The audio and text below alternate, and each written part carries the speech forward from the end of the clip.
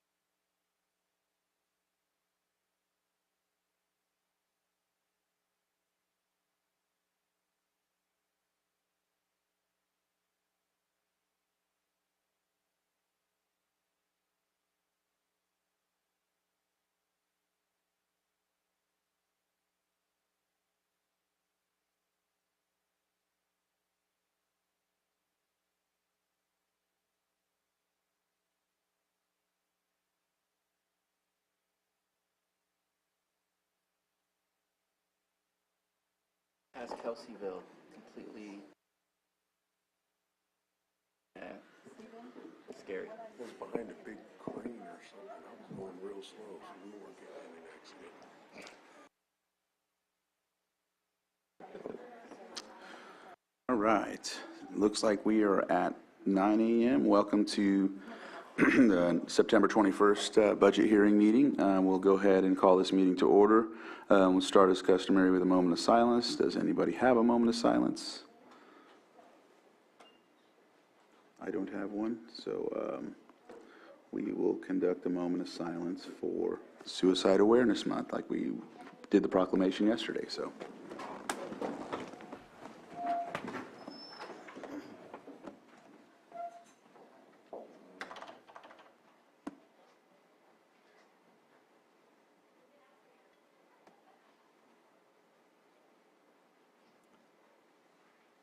Stephen, can you lead us in the pledge? I pledge allegiance to the flag of the United States of America and to the republic for which it stands, one nation, under God, indivisible, with liberty and justice for all. Thank you, Stephen. All right. So we are now on our 4.1, which is our public hearing. Consideration of final recommended budget for fiscal year 22 and 23 for the County of Lake and special districts governed by the Board of Supervisors. And the schedule goes, we are going to start with County Council, which is Budget Unit 1231. And if you're following along, it's on page D, Delta 26.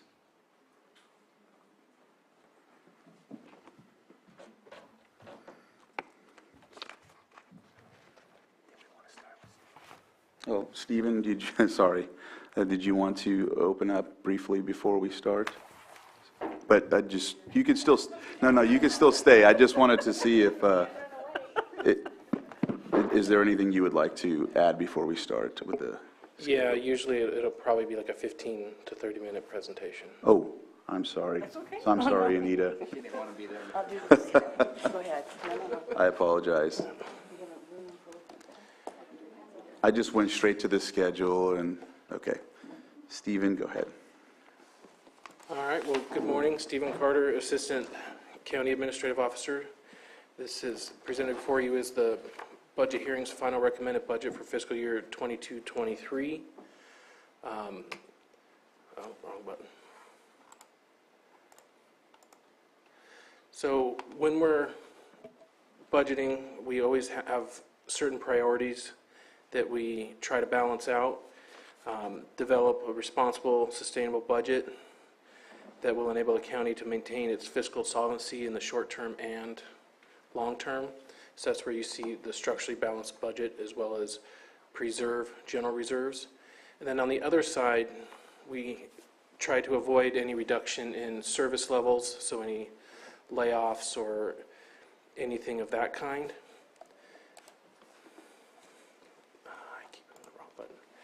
So the overall appropriations for fiscal year 22-23, you can see that 24% is general fund, just over $84 million, and 76% is represented by what I'm calling special funds here. But what that is every fund other than general fund, to 267,000, a little over 500, 267 million, a little over 500,000. And then that's for appropriations. And then for revenues, the general fund comes in at 22.5% of the overall budget, which is just over $58 million. And the difference between the 58 and 84 is covered by either reserves or fund balance available or carryover. Now, the remainder of the special funds revenues for the year are $200,273,000. So it's the overall budget is $351,946,493. The differences between fiscal year 21-22 and 22-23, general fund is up by just over $1 million, which can be associated to the FBA. So we have more one-time money and also one-time expenses.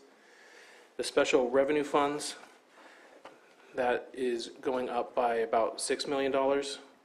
That is mostly attributed to roads, which is increasing by almost $3.5 million, behavioral health, and social services admin.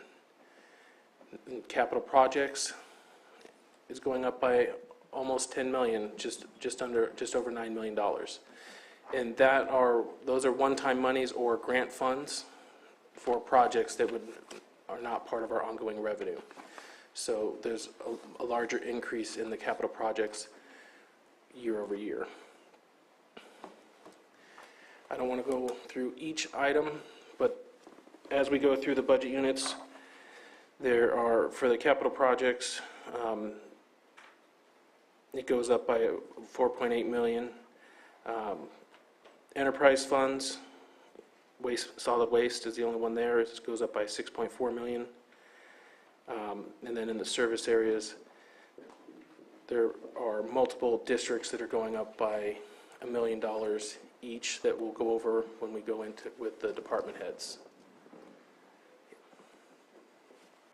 You just stated that capital project funds is going up $4 million, but I'm seeing that it looks more like $11 million. That's because that's a specific budget unit 1778, capital projects. It's the one going up by $4.8 million. Okay. Public safety facilities is going up by 4.7 as well. Okay. And that's where, I'm sorry if I do too many details or too few. Apologize for that. So the grand total, we're going up by about $32 million year over year as the overall budget goes. So when you look at all the appropriations by source, salaries and benefits is about 31.1%, and that's $109,484,000. Services and supplies is 33%. Other charges is 14.8%. I'm going to pull up on my screen because that's a little far away. Construction in progress, the capital assets to be 16%, capital assets 5.7%, and other financing uses is -2% where money is transferred out. Contingencies overall a little over $5 million. So that's the overview of all appropriations. Now switching to all revenue sources. Utility services is a little over $9.8 million, which is 3.8%. The big two are taxes, 15.5%, a little over $40 million. And state funds, which is 50% of our revenue by source, a little over $129 million. Federal comes in at 13.6%, which is $35,098,000.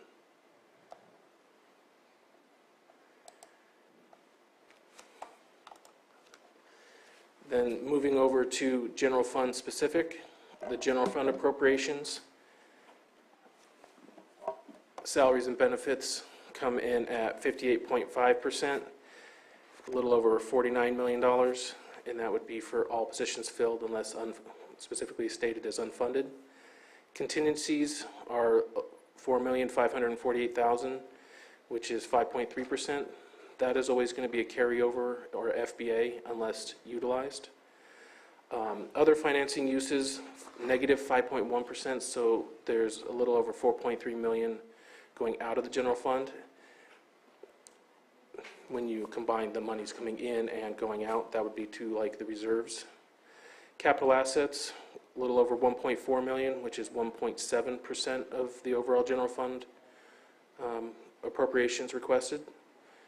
Construction in progress is 4.2%, or $3.5 million, and then other charges is 4.2%. I have a question for you. You spoke about contingencies twice with two different numbers. One was 5 million, one was 4.5. Do we have two separate ones? I know that I can see in the budget line that there is a specific budget for contingencies, and it's about 4.5, so that one I can connect. Where's the 5 million? So the 4.5 is actually general fund budget unit 7999, and that is just for general fund contingencies. Outside the general fund, certain budget units are also allowed to, like ISFs and a few other budget units are allowed to have contingencies, and some of them do. So when you So it's add, accumulation of all of those. Correct, Okay, gotcha. That's why I overall. don't see it in one budget. Gotcha. correct. And that one, I believe, would be an account 7999 in that budget unit. So then moving on to general fund revenues. Can you guys see that okay, by the way? Yes. little Looks small like a for me. chalkboard, yeah. That was the intention for sure.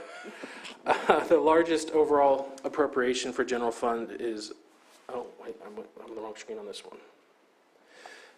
Largest revenue source for general fund is taxes, and that is about 67%, or $32,892,000. Second largest would be state at 32.7%, a little over $16 million. And then other financing sources is big, but it's negative $13,940,842.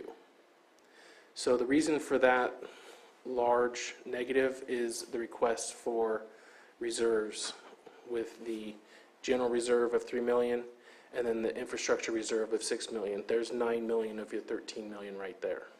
So that's the money going out of the general fund to another location.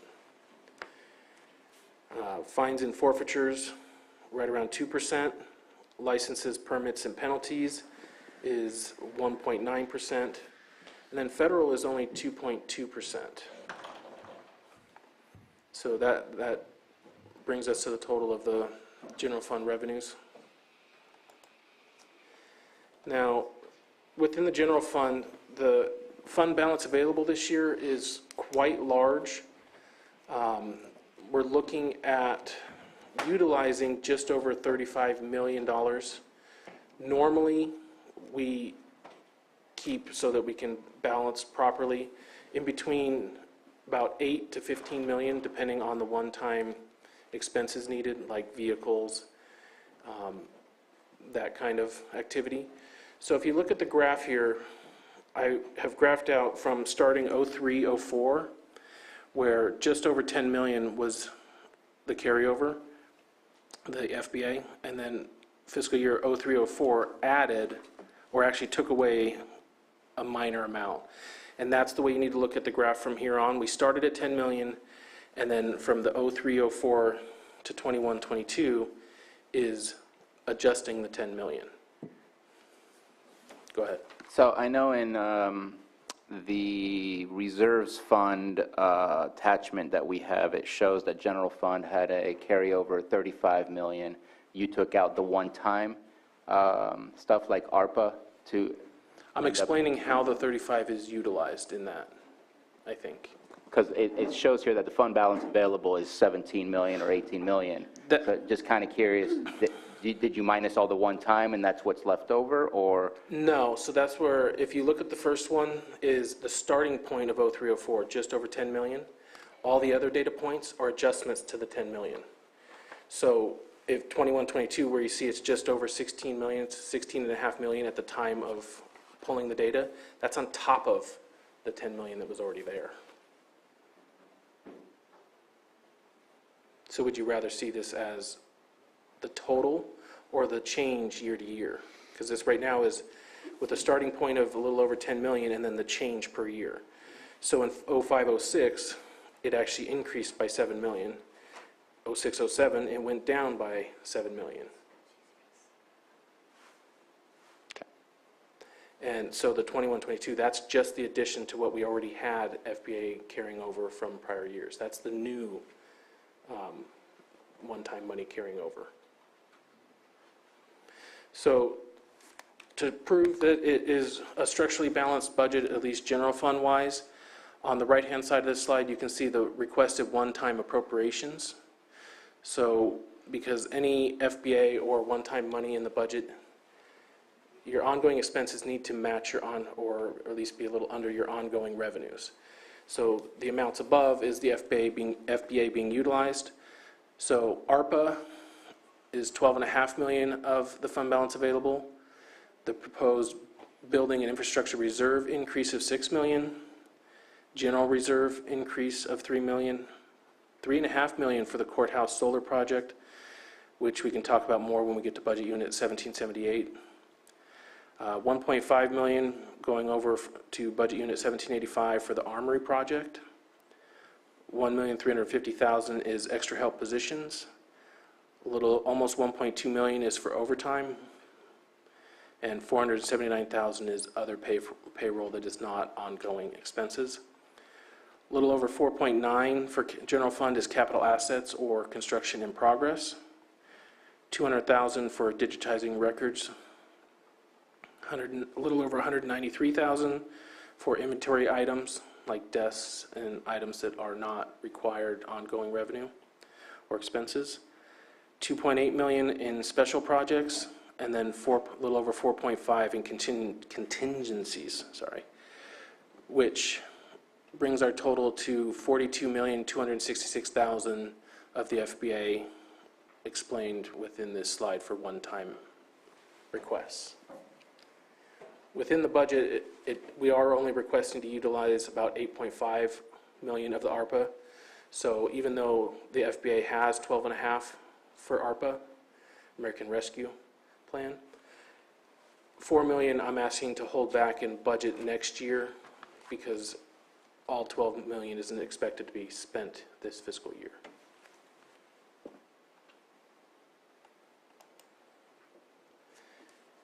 Now, moving into the different discretionary funding sources for the county general fund, the largest by far is the secured property tax. And this is a graph over time from fiscal year 12-13 all the way through budgeted 22-23. So the graphs from here on out will have fiscal year 2023 current budget amount so that you can see where we're projecting it to go. So if you notice, it is quite a line going straight up with the outside factors of the housing market possibly coming down slightly. We budgeted just under what we received last year with a slight decrease.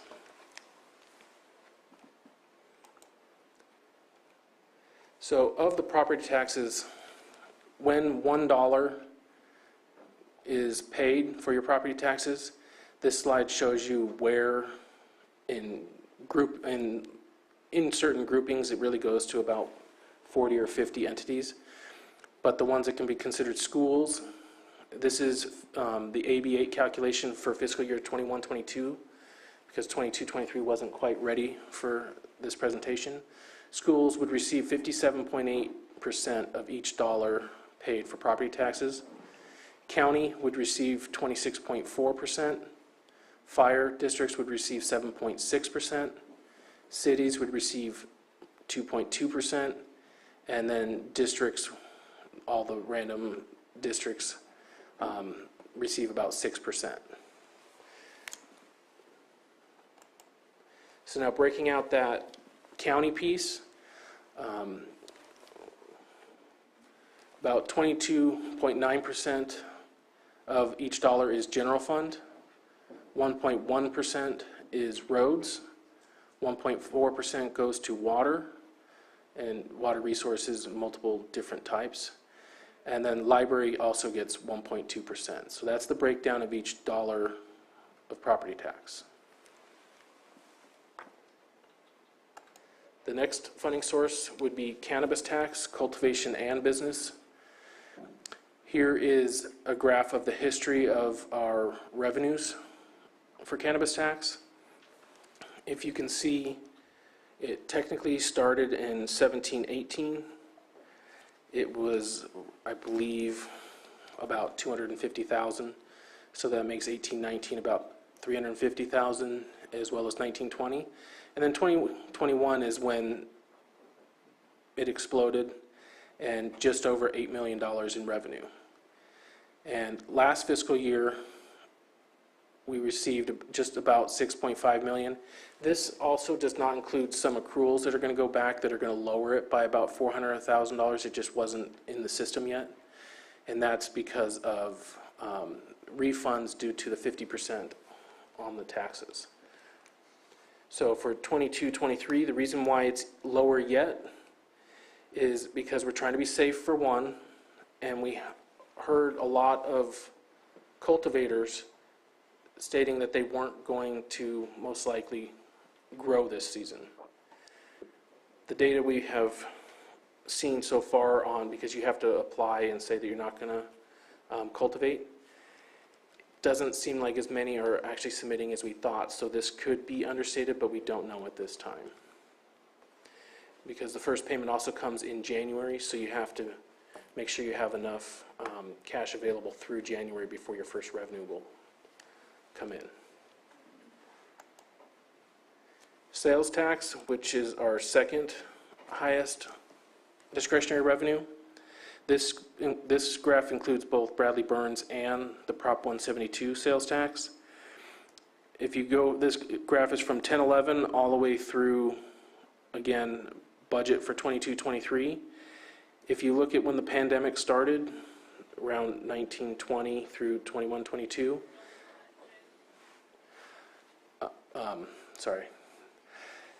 that we had a huge spike, and if you can see it, it's about $2 or $3 million spike each year.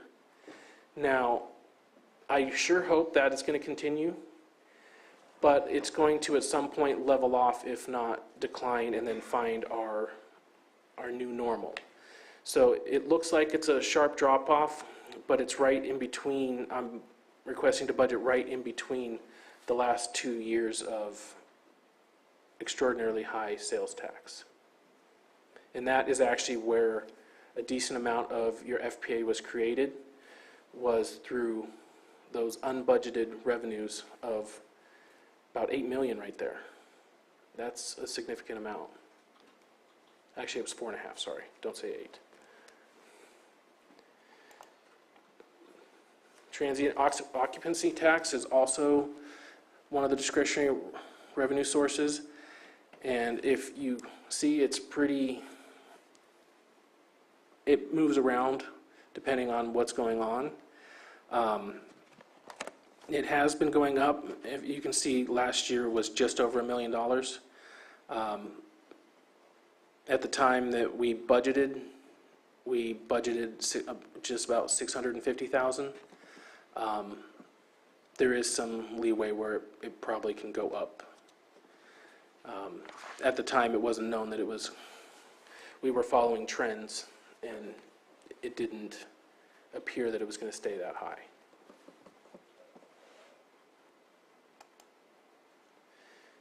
So requested breakdown of contingencies and reserves for general fund. Contingencies as of June 30th, 22, $4,548,360. No proposed increase or decrease, so we would like to keep it at the $4.5 million. Now, general reserve is currently at $12,500,000. We would like to increase it to by another $3 million to make it $15.5 million. That would cover about 18.4, I believe it is, % of our general fund appropriations. And standard practice, or from the government financial GFOA, is to have about 25% of either your revenues or your appropriations in reserves. So this is under that amount, but getting closer. This would cover 2, possibly part of a third month, if we had to dip into those reserves, which means disasters. Then building and infrastructure, it currently stands at $2,406,103. We're requesting to increase that by $6 million to make a new total of $8,406,103. This infrastructure, building and infrastructure reserve, is the short-term loan. We use it for short-term loans to departments that are having projects like a CDBG project where you have to front millions of dollars before you get reimbursed. It would be a short-term loan from here. The other source, the other reason you would use this is for, like if Buildings and Grounds is doing a capital improvement to a building, this could be the source of revenue for that as well. And then we have a technology modernization reserve of $500,000, and we're requesting to keep that the same. And then there's also a budget stabilization reserve, which is $3,446,997. We are also requesting that to stay the same.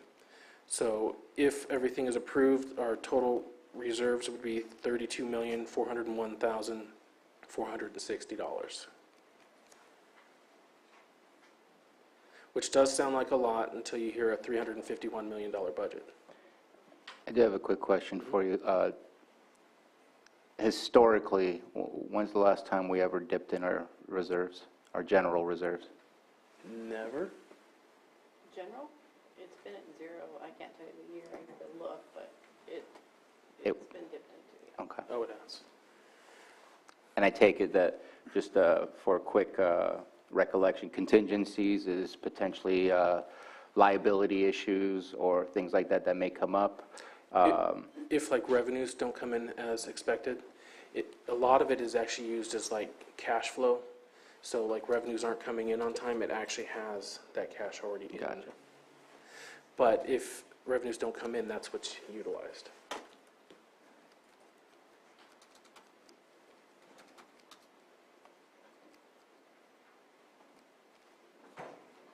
And technology modernization, that was created, I believe, around 1718 and has sat there since. But basically that would be if we have a huge project like a new accounting system, which is not going to happen, Starting tomorrow, right? that this would be a funding source instead of trying to come up with it out of 1 year's appropriations.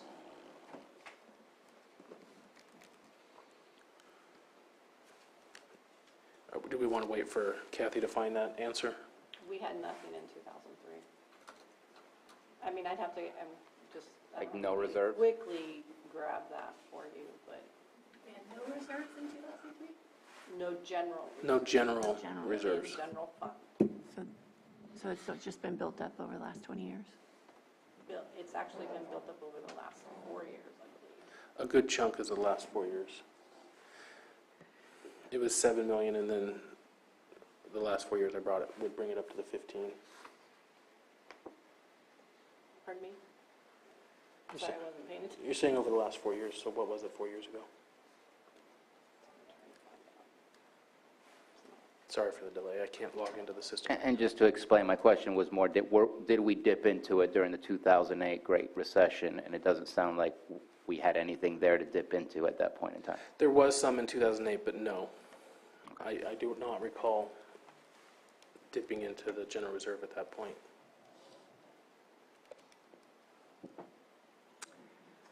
Given these wild times, I think we have to be ready for anything. We had nothing in 2015.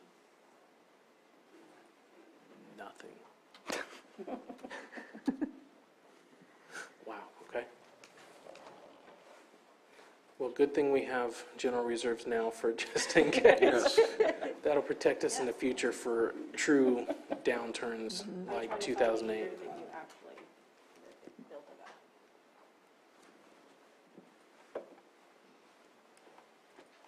While she looks, we can probably Yeah, you move on. So next up would be a list of capital project. This is by no means a complete list.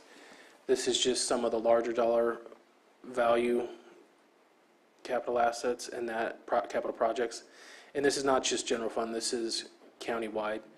So in budget unit 1778, which is general funds capital projects, various deferred maintenance and roof replacements of just over $2.4 million. The courthouse solar project and electric vehicle charging system, a little over $3.5 million. Budget unit 1778 is where that would be housed, so that I'm sure Lars will go into that a little bit more when we get to his budget units. Well, actually, that's our budget unit, so he'll talk with us. The Kelseyville Senior Center Event Center renovation / purchase, $700,000 is in budget unit 1778. GL Tower remodel is in budget unit 1785 of $500,000. And then the Armory remodel, or we called it the new Sheriff's Complex remodel, a little over $5 million is currently budgeted in budget unit 1785 for that. Logging recorder, don't know that I want to read them. So medical vans, budget unit 4011, $495,000. Cobb Area Community Parks and Trails, $1 million. Clean California Parks Beautification, a little over $1.3 million. Septic hauler dump station, which is a little over $400,000. Don't believe we need to go into any more. In the reclamation area, I will say, in budget unit 8109, we still have a little over $10.6 million to take care of that project. Now for general fund, here we're position allocation wise, it's going up by 13.25. Now that's from last year's adopted, not from recommended until now. So your board has already approved a lot of these via resolution throughout the course of the year, but the list is on the screen for the changes from last year's adopted to this year's adopted. One of the newest ones is on top for budget unit 1012 administration office, the chief climate resiliency officer. That again is paid through grant funds of just over $636,000 for 5 years. Let's see. Public Works is adding a staff services analyst. Sheriff Coroner is adding a deputy sheriff 1-2 GVRP, and I'm not sure exactly what that stands for, but it is 75% covered through grant funds. In animal control, you used to use a lot of extra help and probably still does, so to attempt to have some permanent staff, that's why it was requested to add an office assistant and an animal control assistant so that less extra help are utilized and more permanent staff. So prospective demands on the general fund, the main one that everybody may or may not be thinking about is CalPERS and our retirement. Here is the history of the percentages that would be directly charged to someone's payroll. So in 21-22 for miscellaneous, which is everybody other than safety employees, the actuarial said that we should use 25.26%, and what was actually, sorry, that's 22-23, so 21-22 is 23.62%, and the actual charged is 24.37, and that is based on your overall payroll, because there's a normal rate, and then there's a lump sum UAL or unfunded liability, that no matter what your county pays out, you have to cover that amount. So it varies the percentage based on how much payroll is per quarter. So fiscal year 22-23, we're actually requesting it to go down slightly for miscellaneous as well as safety. Safety's from 43.64 down to 41.94. And that is actually a direct correlation to our MOU increases. Because that UAL pot is, let's say, $6 million that we have to pay this year. We have a larger, sorry, if the salaries are higher, then it takes a smaller percentage to reach that same dollar amount that we have to pay.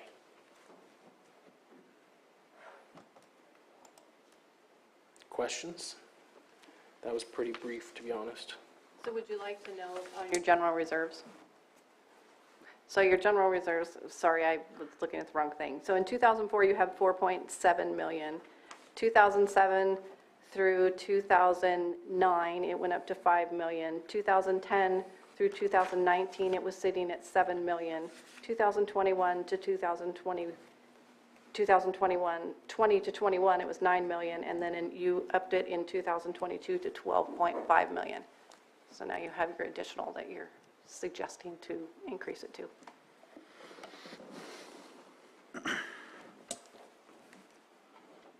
Thank you for that update, and being, building up those reserves, I think, is very important. We just went through a global pandemic, and being prepared for that and having 3 months, I think, should be the goal.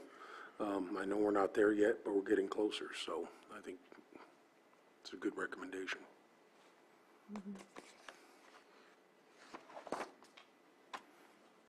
Are there questions before we bring up the first department? I think let's go through. All right. All right, first up Then we'll is come back. Try it again. either per budget unit or, I want to hold my questions until I kind of get the whole, rather than ask them now, because they might get answered later. understood. All right, first up is County Council, Budget Unit 1231, found on page D26.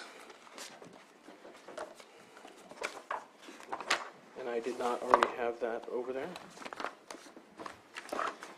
With appropriations of $1,326,225, and I will turn it over to Anita Grant, County Council. Good morning, Board. Thank you. You will see that there have been a few changes. Of course, the budget's gone up because of the salary increases, which is to be expected. There is a change, and there was an ad, as you saw, a risk analyst position that is in place of a risk manager coordinator. So we're replacing a lower salary or a lower waged position with a salaried one.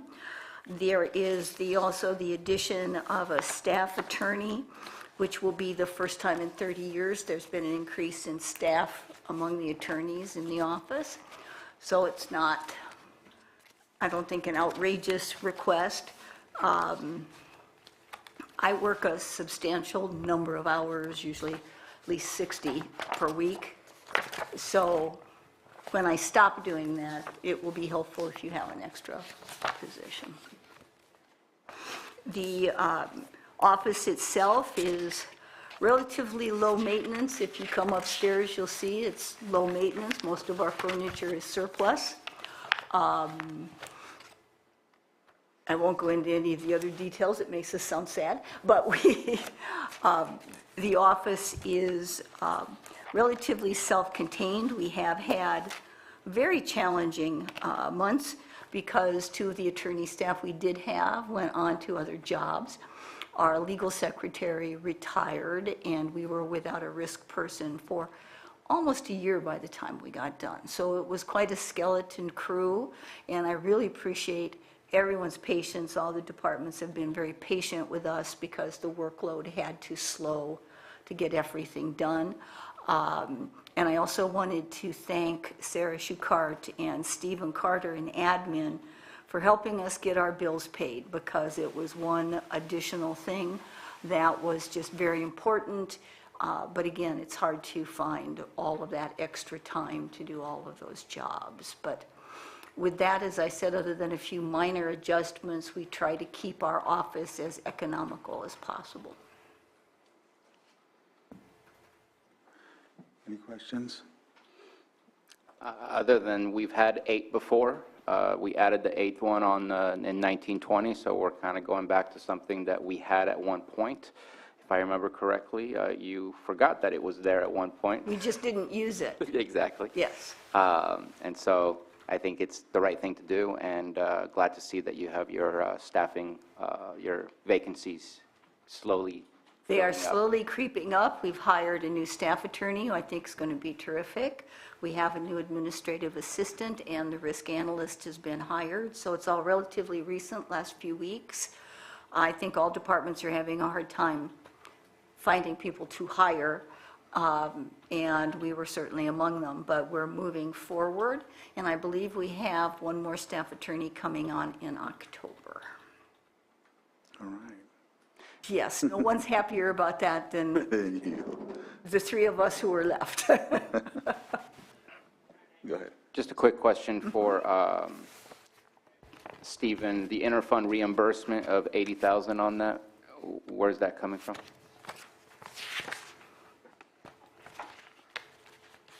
I think 8080 is cannabis. Usually it is. Let me pull that one up.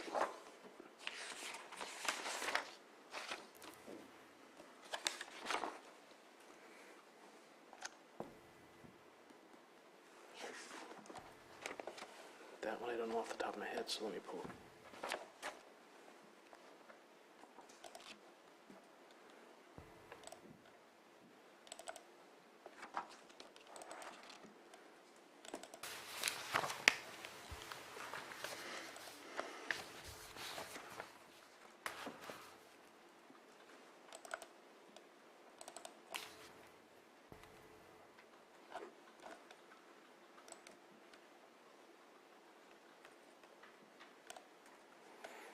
So, no, actually, the 8080 for this one is related to reimbursement from Budget Unit 9919 and Budget Unit 9920, which are also Anita's, and that's to pay for the risk position.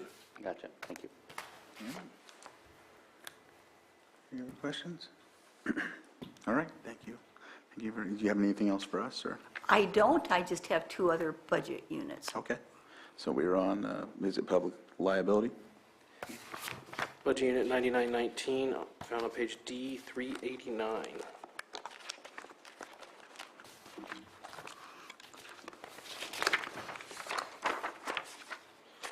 All the way at the end.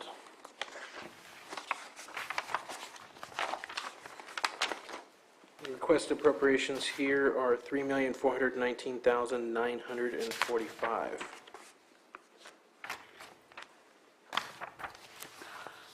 We have seen an increase. Part of that is claims that have been paid.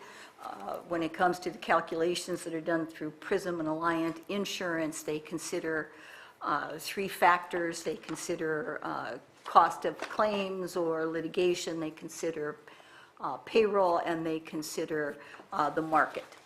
And in this case, right now, the increases are largely attributed, though, of course, we've had some claims that have been paid that are not small. The insurance is in now what is known as a hard market, which essentially means that there's a greater demand for insurance. However, it's harder to get, and the criteria pursuant to which you obtain it is becoming stricter. So that results in market increases, and that's across the board. As you know, the situation with the county's membership in PRISM, which used to be known as the Excess Insurance Authority, CSAC, California State Association of Counties, Excess Insurance Authority, they've renamed themselves as PRISM, which is Public Risk Innovation Solutions and Management. But that is a risk-sharing insurance pool. So all the members share that pool. So a hard market, of course, has a great deal of effect. And in some part of that, it's the insurance companies, also significant payouts in disasters that have just struck California in measurable degrees throughout the state. All right, no questions? All right. We will now move on to 9920 on page D 391, which is workers' compensation.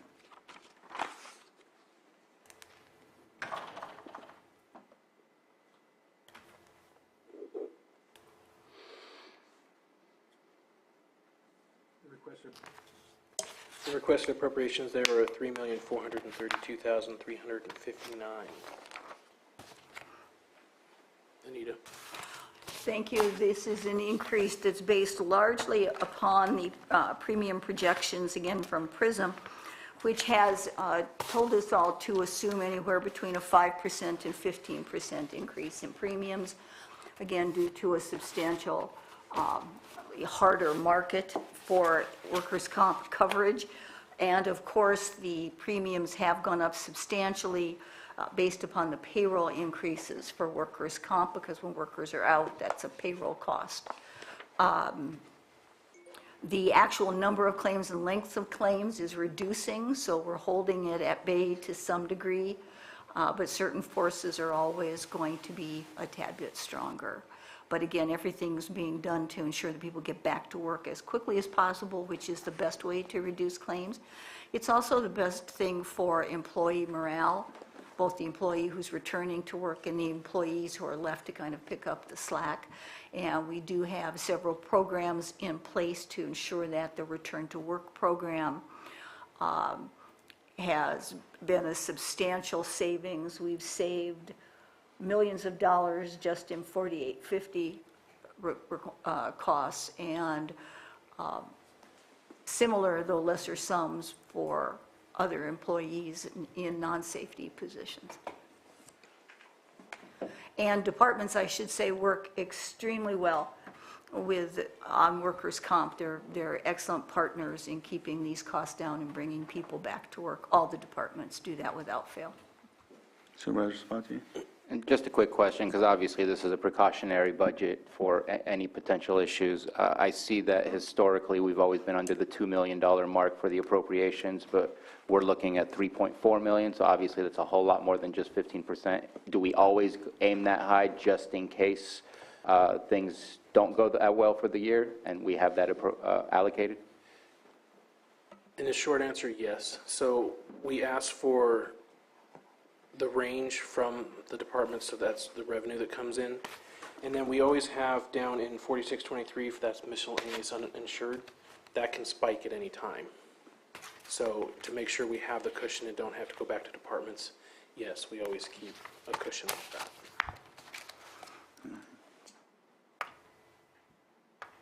If there's no other questions, we'll continue on, and I will thank you, Anita. Thank you very much, Anita. Thank you. Are we approving departments as we go? Yeah? That's what I remember doing in the past. Okay, so we continue that? Okay. Okay, well then, with that, we'll go ahead and approve. Yes, thank you for that. So we'll go ahead and approve each department as we take the presentation. So should I open it up for public briefly? And so I'll open it up for public input if there's any discussion from the public on this. I don't see anybody in the chambers, and I'm not seeing any hands raised, so I'll bring it back to the board for action. Mr. Chair, I move to approve Budget Unit 1231, 9919, and 9920 as presented. Second. So I have a motion and a second. All in favor? Aye. Opposed? And motion carries. Thank you. And so Thank you, Anita. I'll give it back to you, Stephen. Okay, next up is Air Quality Management District, and it's APCO Special Programs, Budget Unit 8798, found on page D366. And their requested appropriations is $1,927,148. And I will turn it over to Mr. Gerhardt. All right. Good morning, Board. I can keep this fairly short. As you remember, we had our draft budget hearing in June, where we discussed the budget and had our legally noticed hearing. Nothing significant has changed since then.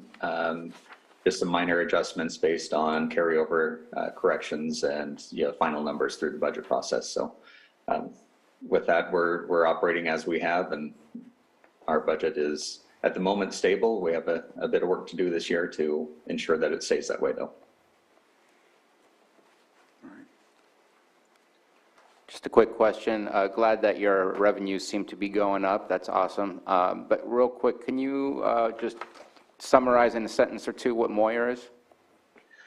Moyer it's the Carl Moyer Grant Program. It's a program that's designed, or funding is provided through the state through vehicle fees and tire fees to replace older diesel engines, diesel equipment with newer equipment, or to retrofit old equipment with cleaner, emission reduction technologies. So it's a grant program, and our policy on Moyer has always been to do public projects first, electrification projects as a second priority, and then all other projects are when we do our application period. So Thank you. Any other questions? All right. And the next budget unit up for Doug is 8799, found on page D368. okay, and this is our operating budget. With has a few other things in it, but primarily our operating budget for staff and major projects. Same type of thing. We are fairly stable. Revenue is hopefully fairly stable, but there's definitely a bit more work to do. We haven't increased our fees in over 30 years, other than CPI adjustments. So we're looking at possibilities for the future, and we'll be bringing something back to the board to discuss in a future date. So. But at the moment, we're stable with our funding and with our staffing levels as is, but we will need revenue in order to bring staffing up to full staff. So. All right. Any questions? All right. I will open. This is the last one from air quality, right? Okay. So what I'll do is I'll open it up for public input. And I'm not seeing anyone come up or any hands up, so I'll bring it back to the board for action. Mr. Chair, I move to approve Budget Unit 8798 and 8799 as presented. Second. So I have a motion and a second. All in favor? Aye. Aye. Opposed? Motion carries. And so real quick, I know we're on a good roll, but I don't want to deny anybody a break, and I know I need one. So if anyone else wants to entertain a break briefly, we'll come back at 9:55. And I apologize for slowing things down, but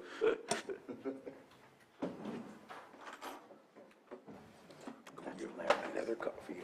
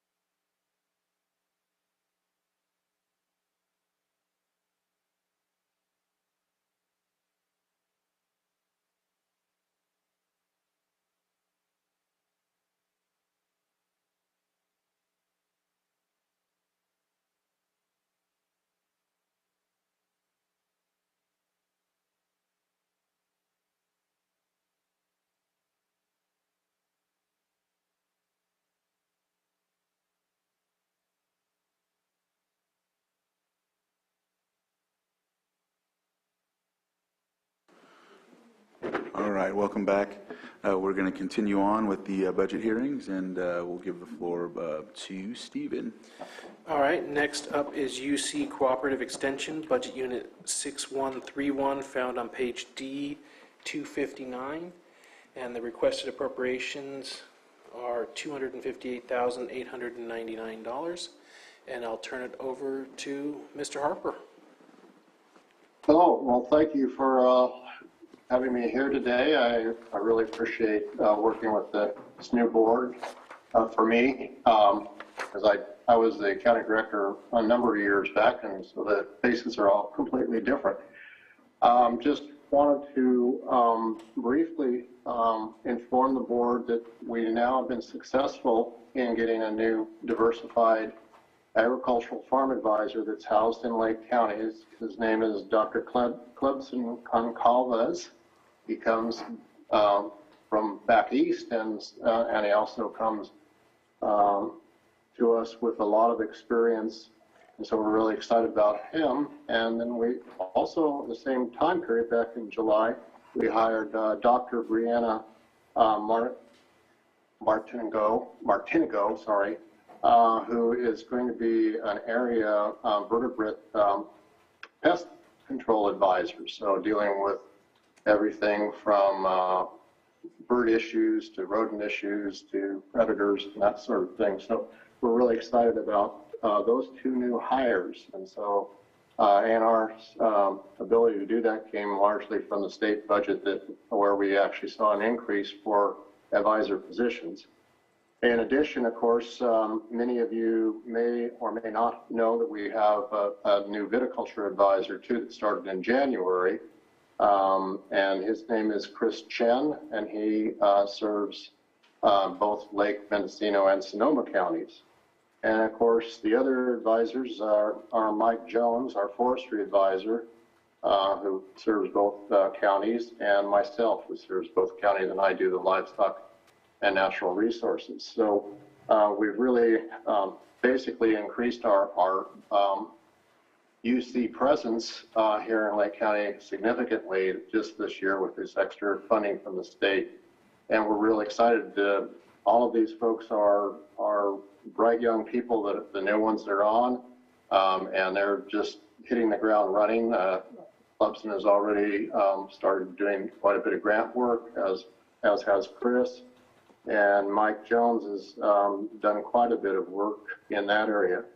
Later on, we hope, if things go according to the plans, in November we'll be recruiting for both a water quality, quantity, and a climate change advisor that will serve both Mendocino and Lake counties, as well as a special fire advisor that will also delve into cultural prescribed burning. So those recruitments, I'm told, will open up in November. So hopefully by the 1st of next year, we'll have 2 additional folks that will be working on issues that I'm sure many of the board might have for Lake County, and do want to extend the request to, at some point, we'd like to have all of these new advisors come before the board and introduce themselves and what they're already doing on their programs. With that in mind, our particular budget is pretty much standard with increases that, like other departments due to salary increases and benefits issues. The one special thing that we're requesting is a new position hire, and it is a agricultural technician position. And given these new advisors coming on, and with their research programs and educational programs, this will become a pretty important position for us to have in Lake County. With that, I'd entertain any questions.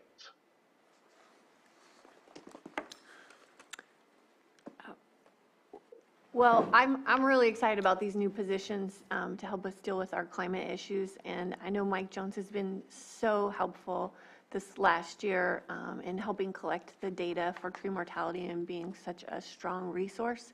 So I'm really appreciative of your team, and I'm looking forward to next year and bolstering it and building it and being a lot more having more resources for our county.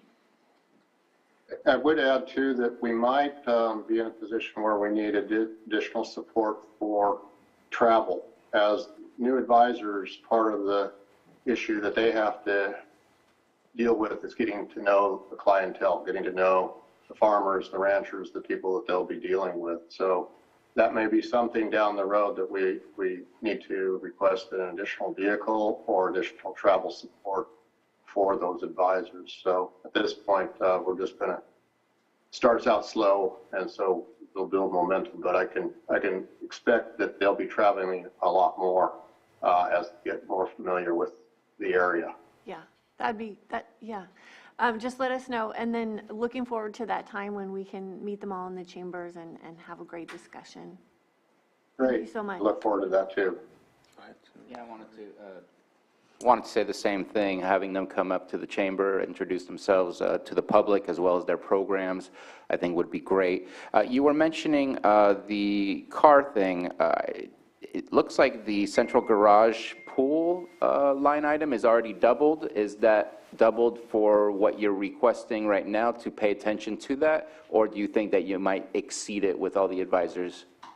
We, in all honesty, we might exceed it, but just because they do have to travel a lot more when they're first getting started. Now, somebody like me who's been in the position for over 31 years, I don't travel as much because I can make contact with my clientele in different directions and stuff. So the work I do in Lake County is pretty easy for me to get around. And oftentimes, the way we structure it or have structured it in the past so that it's not a huge cost to Lake County or to Mendocino is when Rachel, as a pathology advisor, she serves both Mendocino and Lake.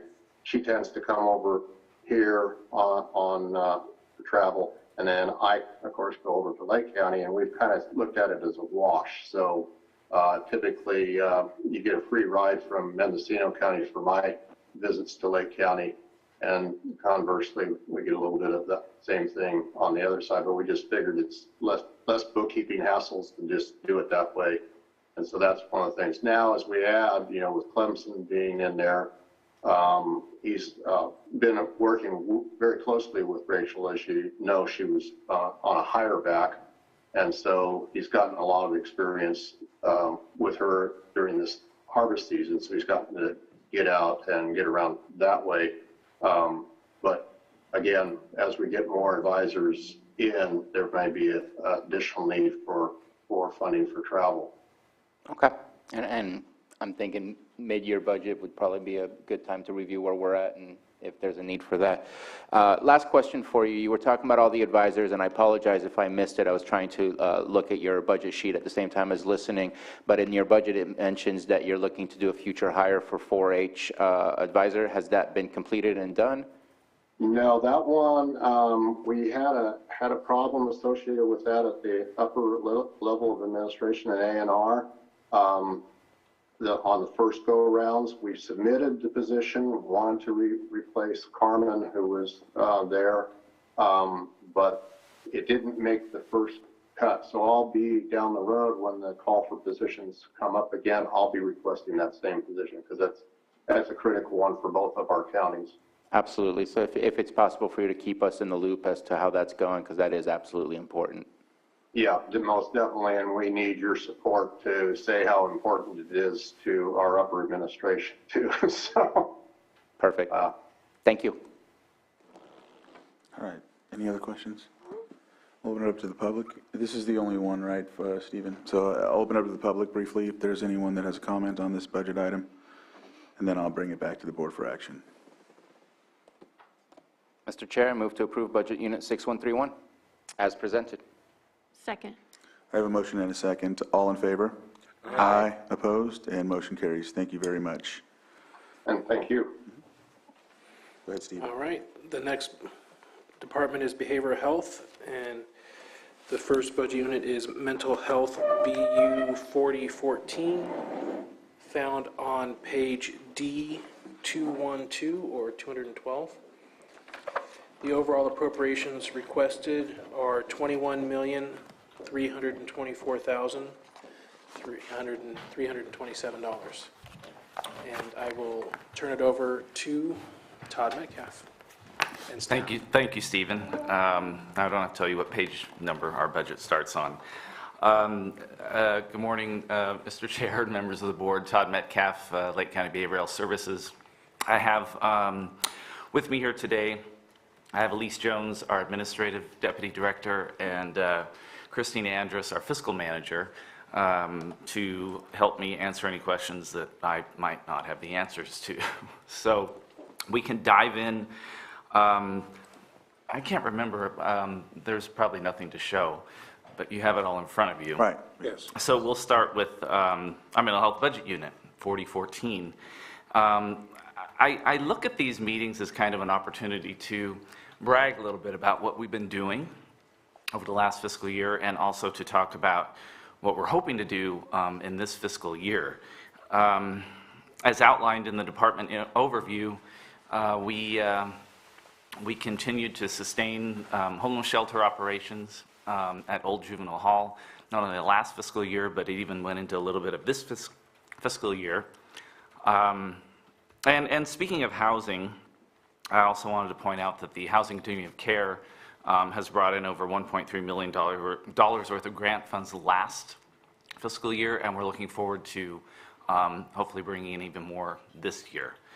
I also want to add that the COC has a very robust advisory board.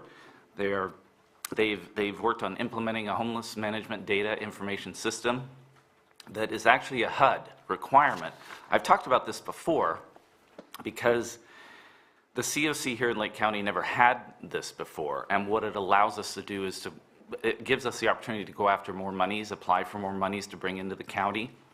So they've been working very hard on implementing this system, so it's an exciting thing to share. I also want to thank the CAO's office and County Council, and also Rural Community Housing Development Corporation for their help on that good old Collier Avenue project in Nice. We're moving forward. Rumor has it ground may be broken in March of next year, so very hopeful for that. But the one thing I really want to point out, since this is a budget hearing, is that our biggest achievement, as you've heard me say in this last fiscal year, was we finally got caught up. We finally got caught up on all of our fiscal reporting. And that's all well and good, though we're current, the state is not. So there are concerns perhaps that there might be recoupment, that the state may take some monies back after they audit our reports, but I'm just excited to report that we're finally there. We're finally caught up. We also relocated one of our peer sports centers, Circle of Native Minds, that serves the Native population here. Moved it from it was a great location once upon a time, but it was right across from O'Meara Brothers Brewery, which really wasn't the greatest spot for folks facilitating Alcoholics Anonymous meetings and what have you. So we moved it just right down the street here. And actually, I have to mention, because EJ, you mentioned Suicide Prevention Awareness Month. There's actually a suicide fatality review process training going on right now at our new facility, so wanted to mention that.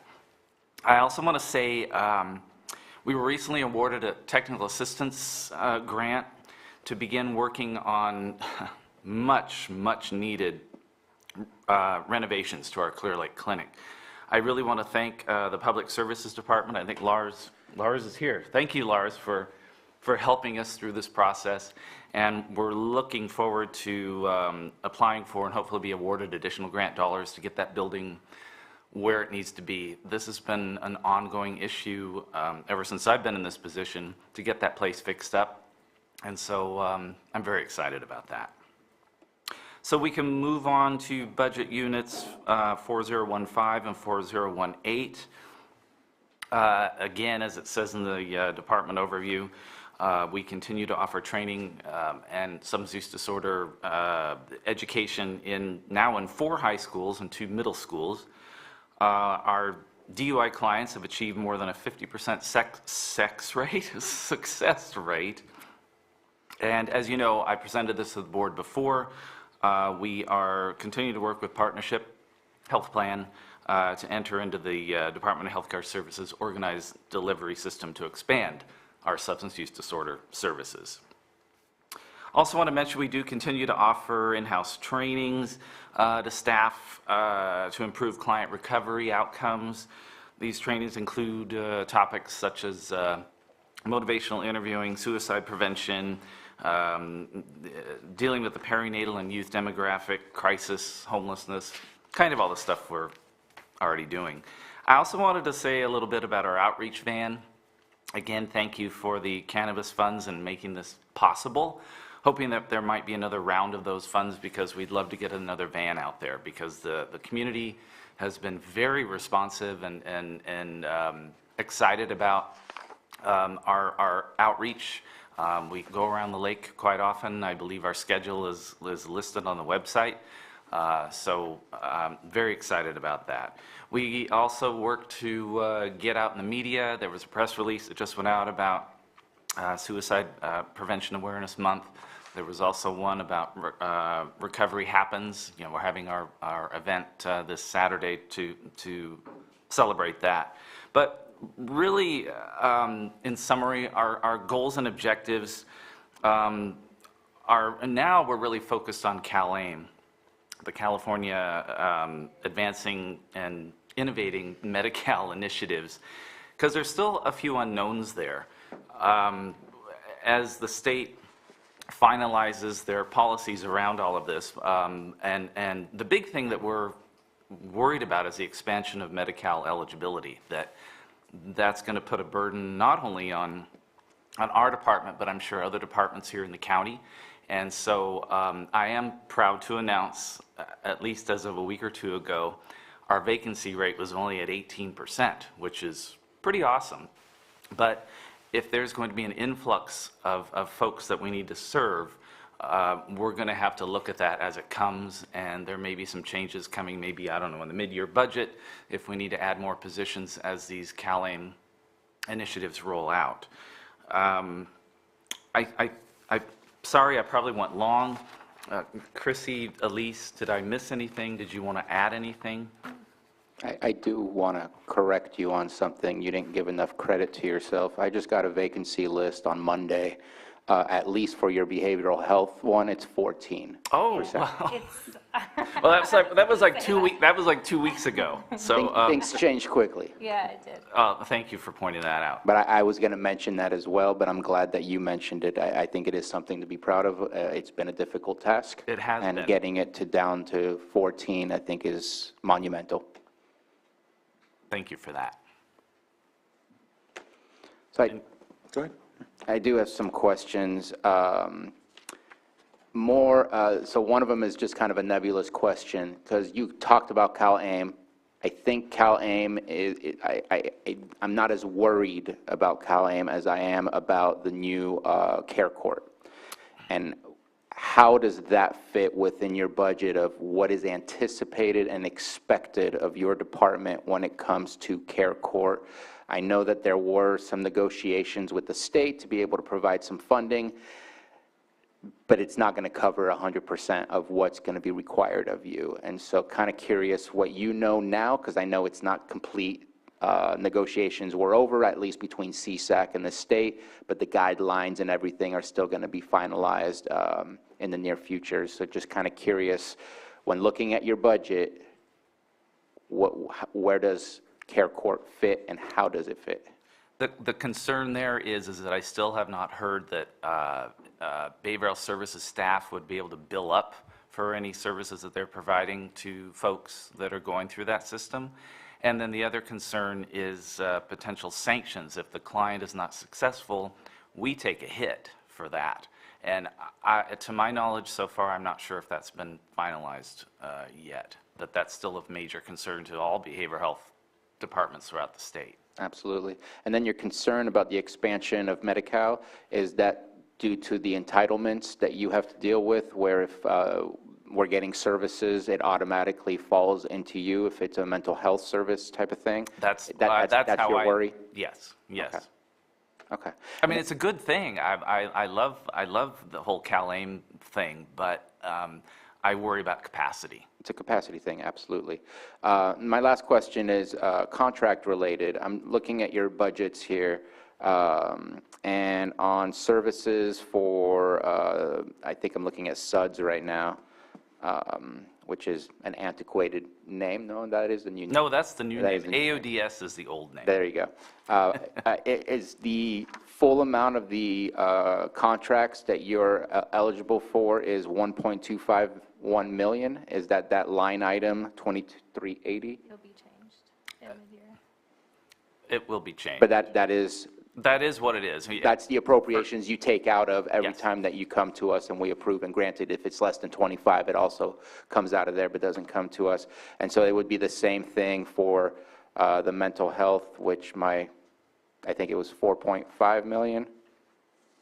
There's two on mental health, it's 4070 and 2380. Correct. So the support and care of persons. Yeah. So we're looking at potentially about 9.5 million or something. Okay. I just wanted to check and make Yeah, sure. it's around 10 million. Thank you. Any other questions? All right. We'll open it up to the public and see if there's any questions from the public. I don't see anybody in the chambers, and I don't see any hands raised online. Is there more? From what I understand, there's these three, what I see. Yeah, that's, 4018 we haven't done over. yeah, that's part of the SUDS, the AODS Yeah, you went over that one, so. All right, so I'll bring it back to the board for action. We open it up for the public? Yeah. Mr. Chair, move to approve 4014, Budget Unit 4014, 4015, 4018 as presented. Second. I have a motion and a second. All in favor? Aye. Opposed? And motion carries. Thank you very much, Todd. Thank you. And thank you, Elise, and thank you, Christine. All right, Stephen. All right, next up will be Child Support Services, Budget Unit 2112, found on page D79. They are requesting $2,795,790 as their appropriations, and I will turn it over to Gail. Good morning, Board. My name's Gail Woodworth. I'm the director. I also brought along with me my deputy director, Tammy Widener, and my staff services manager, Cindy Van Lannen. They did the heavy lifting on this budget as part of their succession training. So they really did the majority of this budget. Would you like them to come up with you? Because I can't. They would probably rather not, but You can be in the hot seat, too. come on up, you two. Come on. So in our budget, the biggest change in the increased cost, of course, was our salaries. We also did reduce that somewhat. We had a special programs coordinator retire, and we're not filling that position, so that actually brought our overall costs down. For us, the biggest thing in this fiscal year is working on succession training with me retiring and there potentially being a change. Also looking at maybe restructuring the office. Partly because the state let us implement DocuSign this last year, and then just last month, we started e-filing with the court. And while we're still working out some of those bugs, it is really decreasing the time that it takes from when we finish a court filing to be sent to the court, to be filed, or to be sent to the court, and then for our commissioner's signature, then to come back on judgments. So because of that, we think we're going to actually have the ability to provide more and better services because people won't be tied up in making photocopies and those kind of things that can, really take a long time when you have to send everything manually. So that's probably one of the most exciting things for this fiscal year, but like I said, it's working out the bugs. But the court has been absolutely cooperative. They did a large part on their end because for the testing to get it ready. And then as we come up with issues, it's been very easy to have conversations with them to resolve those issues.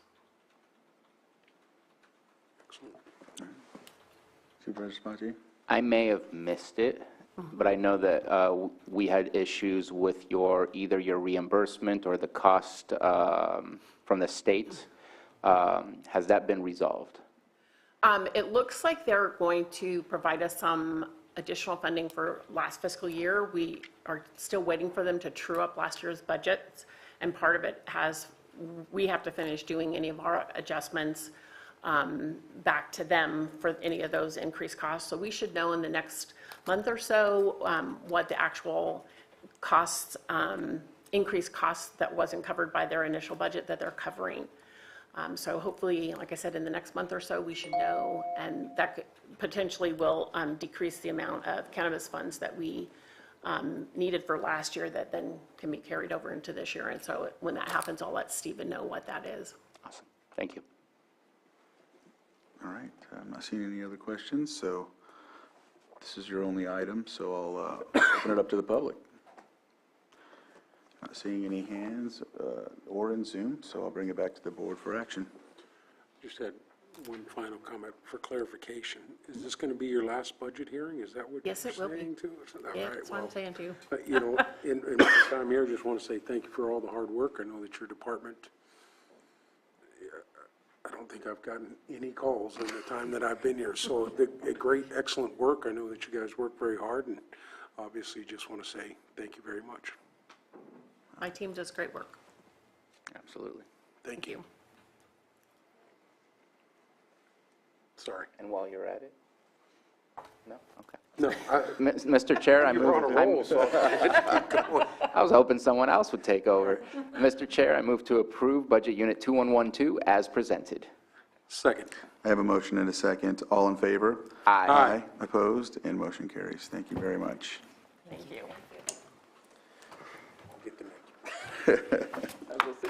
I know. Okay, Buildings and Grounds is the next budget unit up, and it is Budget Unit 1671, found on page D35. And the appropriations requested equal $3,040,262. And I will turn it over to Department Head, Mr. Ewing. All right. Good morning, Lars Ewing, Public Services Director. I want to start just by giving a few thanks, not just a few thanks, a few major thanks. One, and the primary one is Katie Galvani, Deputy Director. She's the heart and soul behind this. Now, she's not here in the chamber, so I can't call her forward, and that is probably her preference. She is up on the screen. I also want to thank specifically Sheila and Dana in the office.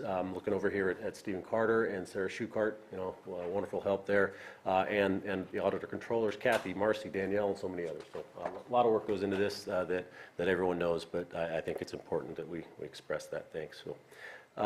So Buildings and Grounds, first Facilities Maintenance, 1671. But as Stephen said, Budget Manual, page D35. Just a few highlights. Staffing, to summarize it, we have 8 permanent staff along with some extra help. Costs there are up as they are across the board. Revenue is essentially staying the same. Just a few things worth noting. The revenue comes primarily from facility leases on top of this building, as well as Guard Street. Child support was just before me, so that's where that comes from. Also contribution, well, not contributions, but I'll say contributions from the courts for projects that we do in the courthouse due to their cost sharing. So cost sharing is a better term. Primarily that is the courthouse roof project that is underway or would be underway had it not rained, so it's on hold for the moment until we get some clear weather. Also worth noting in revenue, though it's not new to the county, it is new to the department, and that is deferred maintenance dollars from Cannabis, specifically for facilities deferred maintenance of $1 million. On the services and supplies side, the only thing really I wanted to mention there, that's generally plant facility operations and maintenance. There is an increase primarily for ARPA funds, HVAC upgrades. That's the focus there. The board may recall, because it was just yesterday, we gave a presentation on facilities conditions and energy, and I highlighted the fact that, or actually Train highlighted the fact that there wasn't much on HVAC. This is uniquely different. This is not energy efficiency. This is primarily focused on interior health improvements, distribution, HVAC systems themselves, as well as upgrades to refrigerant that are just new improvements. So not more energy efficient, just upgrades that are necessary aside from that. Capital projects, whilst it's important to note that, here I am talking about buildings and grounds and facilities, capital projects are primarily housed in other budget units, and I'll be available to answer questions on projects that I'm working on. There's a handful of budget units like that. Also in capital projects, there was one replacement truck for buildings and grounds. I'm just going to skip, I hate to do this, accomplishments. I have a laundry list of things that we did, but I just in the sake of time, I want to focus more on the goals of what's coming up. Just again, yesterday, capital improvement plan process, the development of that. Also a new maintenance management plan and work order system, similar to the capital improvement plan, having something that is kind of to be blunt, in the 21st century for maintenance management planning and work order system. Solar panels and EV charging stations, a big project will be addressed in a separate budget unit, but I wanted to highlight through this budget unit that project development for a variety of solar projects would be accomplished through staff in 1671. Let's see, and then the capital projects in other budget units, as I mentioned. So with that said, that concludes my comments on 1671.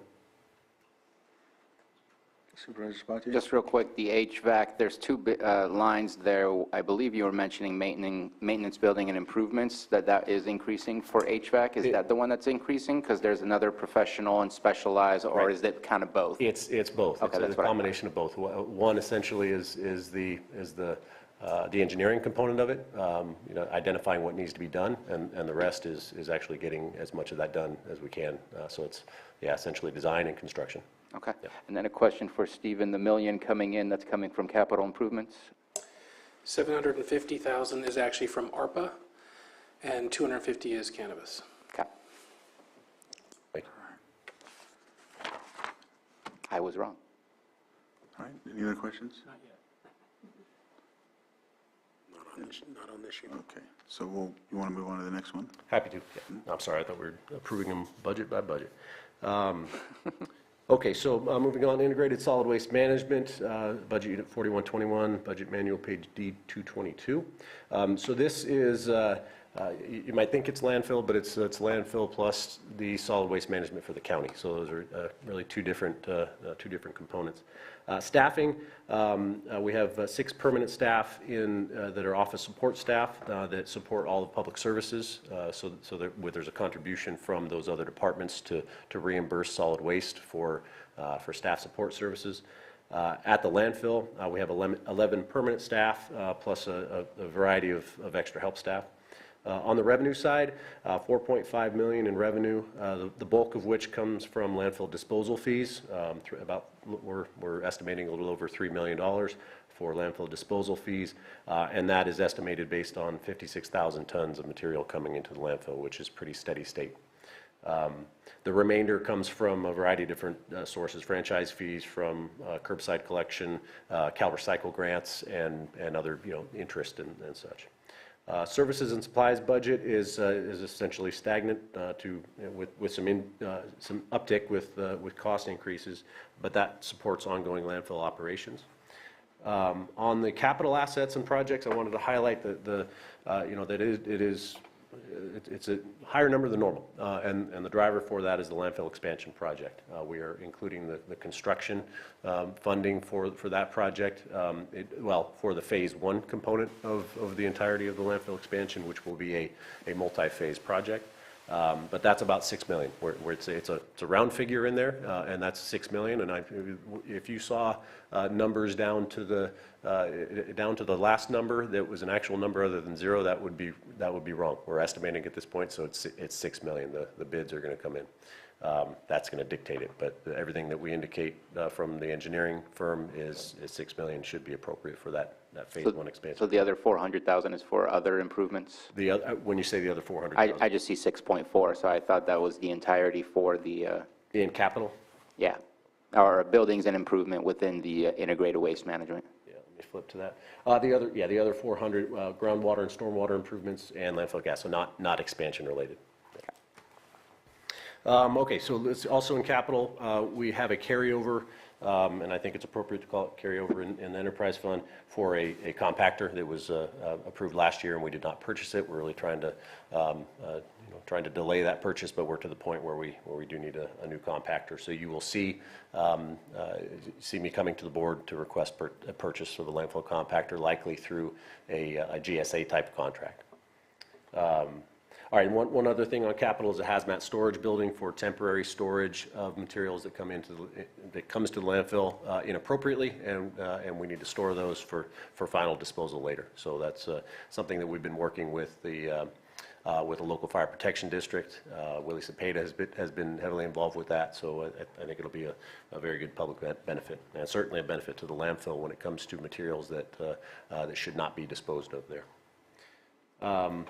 There are, on page C6, I wanted to highlight a few reserves. It's just, this is the opportunity that I have to really just emphasize not so much the numbers, but just what those reserves are. One is expansion, for obvious reasons, that will be continuing. Davis Street, we have a maintenance agreement with the city of Clear Lake for Davis Street, so we have a reserve there to pay for our portion of that. I mentioned earlier landfill gas system and water quality improvements. Those are just ongoing requirements that we have. An equipment reserve to replace our equipment. Closure, post-closure, if we're required to have a fund for the potential future closure of the landfill, and then long-term post-closure maintenance of the landfill. Environmental liability, essentially environmental insurance in a sense, that's the what if something happens. And then on a related note, unanticipated corrective action, that's more about a specific, reasonably foreseeable corrective actions based on primarily weather issues, fire, storms, that sort of thing.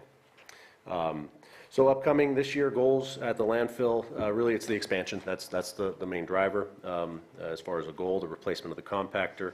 And then on an integrated waste management side, so above and beyond the landfill, organics curbside collection, working with the haulers to potentially include that as an offer with our non-mandatory garbage collection, so including organics collection along with the green waste. Illegal dumping, working with community development and public works for illegal dumping on roadways, so basically public property and private property, working on a whole-scale solution. One big picture piece that we need to work on is, and it's the state, and that is fixes to the bottle bill, bottle bill reform and CRV buyback. What I put down here is just supporting RCRC and their lobbying efforts, because they are a big player on the, representing obviously the rural counties, but specifically that's a big component that we are facing here. And then the last piece I have here is continued programs for material-specific disposal or recycling, really. Tires, mattresses, oils, and hazardous waste. So continuing efforts to that end. So that concludes solid waste 4121. So what I'll do is, you have questions? Okay, so go ahead. What I was going to do is just do this and then the prior one, because I know that they're kind of, like you said. They are. So we'll go ahead and, after our questions, we'll do this in the last budget item. Quick question. We did for the first time the Clean California stuff, and obviously things were brought to our landfill. Did we end up with a zero-sum invoice from the state of California? I know that we may have gone above and beyond what was originally anticipated, so I just kind of wanted to check in to make sure we didn't see any incur any costs that we weren't expecting? No, yes, net zero as far as disposal and in tipping fees. We did not ask for reimbursement on staff time. That was just covered. But yes, absolutely for all material disposals. And I'd be happy to come back to the board and Supervisor Sabatier, you mentioned this, and that's shame on me. You had asked for a summary to come back to the board, and I think it's important to do that because these are continuing. Caltrans just yesterday reached out to me about another program. Similar, material specific, in this case, RVs and exciting. Right. Which is exciting, but at the same time scary because not all of that ends up at the landfill. That's material that typically would end up at the landfill, fine. But something that requires additional facilities that we don't oversee. It's one additional layer to add on to that. But bottom line, I think it's important to come back to you to give a summary of what we have done and things that may be coming up from Caltrans's program. Awesome. And then my last thing is also on your vacancy list shows that you're 94% full. I do want to say when I go down to your facilities, your staff is awesome. Amazing. And I think that says a lot for why you also have 94%. I think they enjoy working in those facilities. Well, I enjoy working with them. So, yeah, it's a good crew. Absolutely. I think that was it as far as the question or the answers that I owed you. I had it open here. Any other questions? No. So I'll open it up to the public briefly for budget items 4121 and 1671. I know I did earlier, but I'm going to do it again to open that up. So if there's any questions. And I don't see any on Zoom, so I'll bring it back to the board, and let's vote on integrated waste management 4121. All right, Mr. Chair, I move to approve integrated waste management budget unit 4121. Second. You want to do the full department? 6 of them? Okay. Okay. Well, I rescind my Okay. Well, I All right. Rescind my second. All right. No problem. No problem. I'll move on to two budget units for parks, recs, and trails. That is budget units 7011 and 7073. Starts on budget manual page D 267. So for budget unit 7011, this is essentially the operations and capital improvement for parks. Staffing is up slightly. We have 11 permanent staff. It's only up not because we're adding any staff, just from salaries. We have 11 permanent staff plus about 6 seasonal extra help that ebbs and flows with just that, with the seasons. On a revenue side, a few things to point out. We received department-generated revenue is about $2 million. The bulk of that this year, $1.7 million in park improvement grants, and then $280,000 for telecommunications leases on Buckingham Peak and on Mount Canocti. The remainder, we also have funding from TOT, geothermal, and cannabis. It's not included in here with the revenue because it's probably already counted elsewhere in the county as revenue. Services and supplies, that's essentially ongoing O&M at the parks. There's a slight difference in the recommended budget from recommended budget to final, and that just accounts for some accounting issues with transfer dollars where we had placed them in the wrong spot. So nothing operationally that changes there. Capital assets and projects, about $3.1 million. These are what I'm going to reference here are the projects that are in 7011. So I'll just to go through those really quick. We have Upper Lake Park improvements that it was budgeted last year and will be continuing this year. The construction will be this year, and that's a dog park, and basketball court, and some lights. Kelseyville Park improvements, a fitness court. Cobb Area Community Park and Trails, I'm indicating that's at the planning stage because we certainly won't be constructing anything, this upcoming fiscal year. So that's really likely you'll see that continuing, but the planning effort kicking off this year, and actually already has started at a very preliminary nature. Lakeside Regional Park, there's some improvements there, and that's one of the grants that we received that I mentioned earlier. Along with the next one here is the Clean California Parks Beautification. Clean California was referenced earlier under solid waste, but we applied for a $1.3 million grant with through Clean California for our parks. And so we have about a dozen parks around the county that will see various improvements as a result of that. Also in capital assets is one parks maintenance truck to replace an existing. Lastly, I want to highlight another budget unit. Will address the Lucerne Harbor dredging project. So in 1781, I'll be available to address it there. Now switching over to budget unit 7073, which is Quimby. This essentially is reserves for Quimby park improvement fees when there's a development. There's a fee to account for the need for park improvements as a result of the development. It looks a little bit different in the reserves. It stands out as something is unique. I just want to point out the fact that we changed essentially the way that we're handling those reserves. The old method is that the monies were appropriated in capital assets each year, but we had no specific project identified for the funds. The new method is that and I think it's probably more appropriate, is that those monies are placed in reserves with a future request to the board when we identify the project that those reserve funds will go to. So I simply bring it up because when you're looking at the reserve sheet, for lack of a better term, it looks a little, I'll use an official term of wonky, but it's just some fixes to that. That says everything wonky. All right, yeah. All right, I'll wrap it up with that and answer any questions as you have them. Go ahead, Supervisor Sabatier. So I have a question. I think everything looks great, exciting to have some of the expansions and the master plan and all of that completed. I noticed that you have the $85,087 in the Quimby for park development, which is nothing for when it comes to park development.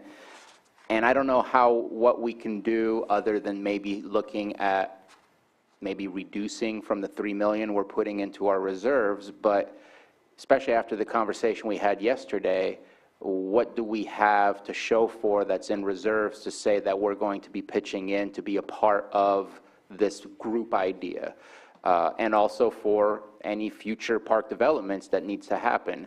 I would love, maybe not now, but definitely a mid-year budget, and definitely as the years go by, is to slowly start putting some money away in our reserves so that we have something of substance to use as matching funds, or to be able to actually accomplish a major task, such as some of the things we talked about yesterday. But right now, seeing that your Parks and Rec reserves is zero, and that your Quimby is only at $80,000, that to me says that it would be a uphill battle to figure out where we're going to find the funding, and it's going to be kind of on a year-to-year basis rather than kind of like we had the discussion yesterday about the capital improvement plan, where you put a certain percentage away so that by the time you have to do the big fix, you have the money available. I'd love to see that same concept for parks, to make sure that we're going to be able to keep up or be able to add as we need.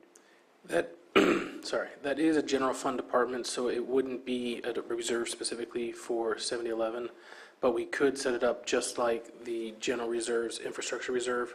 We can create a new one for parks. That's where it would be. It would be for all of general fund, but specifically set for that one. And again, I don't know what today can happen, but I think mid-year, might be a easier and better time to make that happen. But with yesterday's conversation and the large numbers we were looking at and seeing zero, it just means we're starting from scratch, and we don't need to have the number we were looking at yesterday. But again, I think we're going to need matching funds, and right now we're starting from a very low position. So just something I wanted to bring up to make sure that we're better prepared when the ask for actually participating in these things, when both cities are prepared to go, that we're also prepared to go. Okay. Well, it looks like if I just stop talking, you guys giving more money to parks, so I'm great. But I think it's wonderful. I agree with you 100%.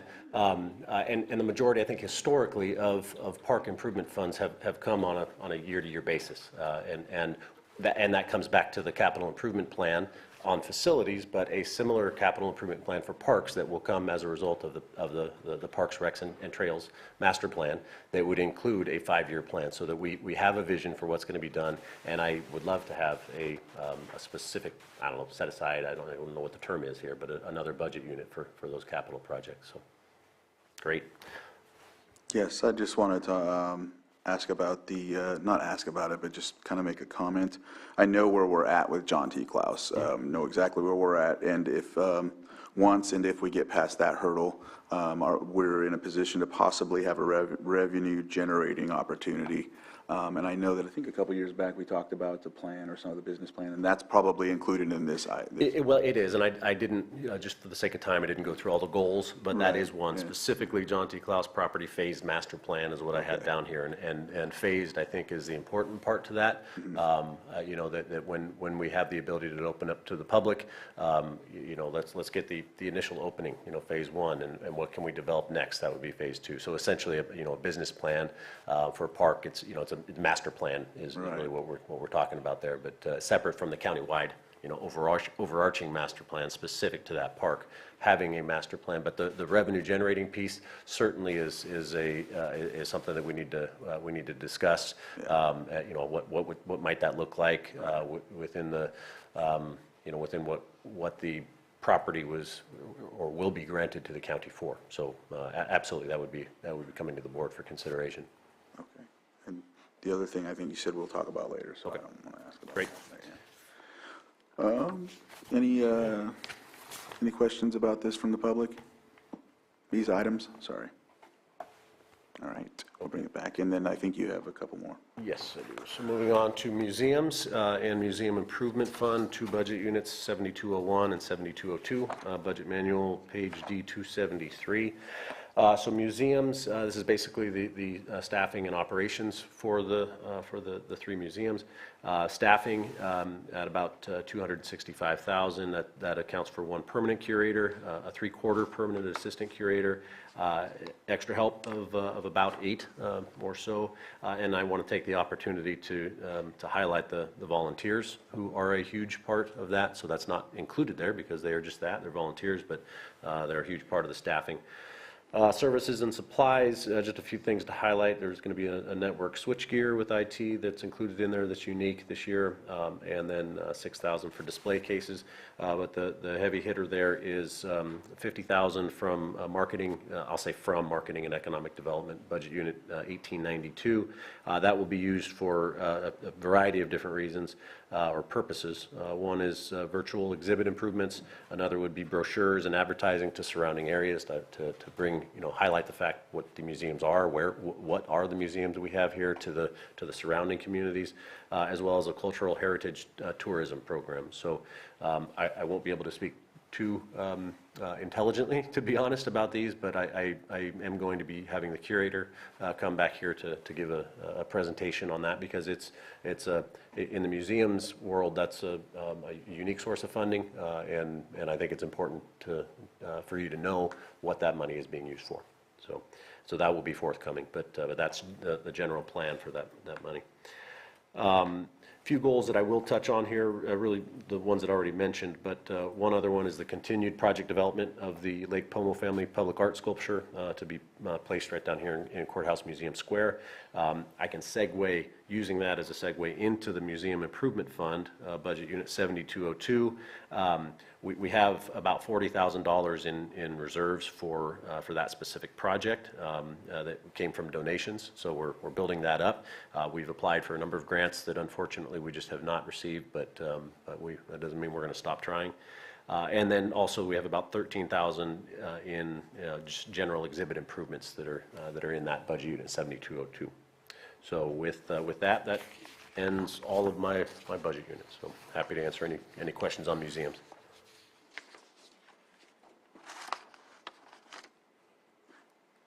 I'm not seeing any questions, and that covered that. Well, now you have your pen up? Or? Yeah, I just wanted to, on the comment that I made, just kind of curious if that's, because I don't want to just say it and walk away. Is that something that the board is interested in looking at? Something about the, looking at reserves for parks, for future parks? Is that something to look at in the midterm? Is that something you guys want to look at and change right now? Just kind of wanted to know if we drop it, if there's no consensus, that way we don't bring it back 6 months later. You're referring to the situation when we talked about, I think it was PG&E giving funding? Is that No, it was, yesterday we had a conversation about some major facilities, and there was some major dollars put up on the board for how much it would cost to get those facilities. We talked also about potentially looking at the North Shore as something like that, adding something there. Obviously, there's a lot of dollars involved with that, and at this point in time, we have zero in our reserves to be able to shore up as any kind of leverage or any kind of matching funds, and there's not a plan to put in a specific amount year by year, either to make sure that we have the money when we need the money to make those types of things happen. Again, just a conversation where right now we're starting from scratch at zero, but since the conversation was yesterday, wanted to bring it up. Is that something we want to talk about in mid-year? Mid-year budget. Yeah, I think that's a good conversation. You have your pen up? Yeah, mid-year or just plan for next year's budget. But I don't think pulling it from the reserves for this year is prudent. And I don't know if that's the best place to pull it from either. Just wanted to. Well, if I could just ask one question, and I can admit, when the chalkboard was up, I just kept thinking I was going to hear scratches, so I didn't follow all the numbers. But the building reserve fund, that you know, pretty significant amount going there, which I hear buildings, so I think facilities, but I just a question about the use of that for some of these funds. That's the building and infrastructure reserve. That's meant for more like the 90 million that we have to do to our own buildings. Yeah. Could it be used for something like this instead? Yes, but I would recommend keeping that towards our buildings. I would want something separate. Yeah, and Kathy and I can discuss that before mid-year and possibly bring something forward. Well, and I think we'll have a better idea once we have our master plan developed, you know, how we need to plan and Well, I agree 100%. We'll have a better sense of what needs to be done, but we can look back at the history of 7 to 11 capital projects that are done on a kind of one-time basis of funding, and it's, you know, we put in these projects, and there isn't a capital reserve that we can plan for, and so I think it's more about planning for specifically for the money and seeing it in a specific capital reserve that at least I mean, I see value in it, and I appreciate you bringing it up. I will quote Mike Shaletto, who was presenting yesterday, "Parks help with economic development. Families want to move and live nearby beautiful parks, and so we need to make sure to continue to support that." Thank you. I had a quick question I didn't ask last time, just the last thing. Caltrans Clean California Lake County Parks Beautification Grant, is that the 1.5, 1.6 listed on final? It was 1 point. It's 1.3 round figures, and we have 1.6 or 1.7 in there that includes Lakeside Park. It's a per capita grant from, that's right. From the state parks. So the combination of both of those is likely what you're referring to. The Clean California was about 1.2, 1.3 million. And it's specific to maintenance? No, it's specific to improvements. In fact, it is about 12, like I said, about a dozen parks around the county. A couple of new restrooms at 2 specific parks, Middletown and Hinman, and then primarily, you know, benches, drinking fountains, shade structures, trees, a variety of different things. There's also a non-infrastructure component that includes education and outreach to local schools, as well as a marketing component that was included there, just to get the word out about the parks. But the bulk of it is infrastructure. It's almost too bad they didn't include something like, and this is just me thinking, to have a clean and beautiful parks, you also need it to be secure. So if there was a way they could fund some towards. One, you know, without going into the details of every part of that grant, there is a security component to it. All right, thank you. We'll talk about that later. Absolutely, yeah. Any I other? just have one more question. Do we know when we're going to hear back from those grants? From We did about 2 weeks ago, and unfortunately, the answer was no to all. And that, in the kickoff meeting with the Parks, Recs, and Trails Master Plan consultant, they seconded my feelings of the way that grant program was at the state was kind of situated. Really, the majority of the funds went to not all urban, but certainly it was focused on more densely populated areas. And you had to demonstrate the need within a half-mile radius of each park that you were applying for. So we were not set up for success, to be honest, but so no, we did not get those, but there will be other opportunities, and we'll keep going. And I think it's an opportunity to express that to the board, that when the state is establishing these grant programs, I understand that they need to have them to benefit the most people, most bang for their buck, but it hasn't set up Lake County for success with that specific Prop 68 program. So how many years in a row have we not been successful with the program? Let's see, there's been I believe eight grants. 8 years in a row? No, 8 grants that we've applied for grants. over since Prop 68 came out, and that was, I believe, 2018. Yeah. So I mean, I hate being up here saying, yeah, we didn't get a grant, and can we do better? Sure, but the feedback that we received on those grants, we maximized all the points possible, with the exception of metrics that are outside of our control. What is what's the income within a certain radius of that park? Those are things that are outside of our control. We maximized every single other area on those grants. So could you send me a report on that? Sure. And then I think that's warranted, reaching out to our state electeds and let them know that we're not being successful. And we're doing everything that we can, and we're at a disadvantage with things we cannot control. And it is statewide. I mean, we're talking about, me on the spot here, but I think there were, I think it was about 10 times the number of funding requests than they had funding for. So it's an over-applied for program. Others are not. Absolutely, it is. Yeah. So Right, but it seems like in that grant program, there could be some allocation for rural counties. Sure, and there were some, but even those were very Okay. very limiting specifically for Lake County. Okay, I think that's something But we'll work. absolutely, I'll come back with a report. Okay. I believe both cities received Prop 68 money. They did, and that's where the city. Could we talk about the regional draw, where the numbers from those cities can? We did, but the objective numbers that we don't have control over are literally, even for the regional park program that we applied for, they focused on half-mile radius from that park. And so we could argue. I think they extended it from a quarter-mile radius. So Thanks, but So that means they can change it again. True, but yeah, even the rural ones were very focused on just right there at that park. Right, so like Mount Canocti does not have Oh, a yeah, large population within a half a mile. No. And that would be huge. Those improvements would be huge economically. Yeah. And I didn't come here with all the details for that, so I would be happy to come back and give a presentation on the Prop 68 grants that we applied for and did not receive, and that way you can understand what how those grant programs were set up, and maybe how we can apply for different different projects that might be better suited for those grants. Though I think we did apply for the ones that we were best suited for, and it was just unfortunate. So, but I'll be back to the board with a presentation on that. Okay, great. Thanks, Lars. Yep. All right. So any other questions? I'll open it up to the public for any questions on any of these budget items.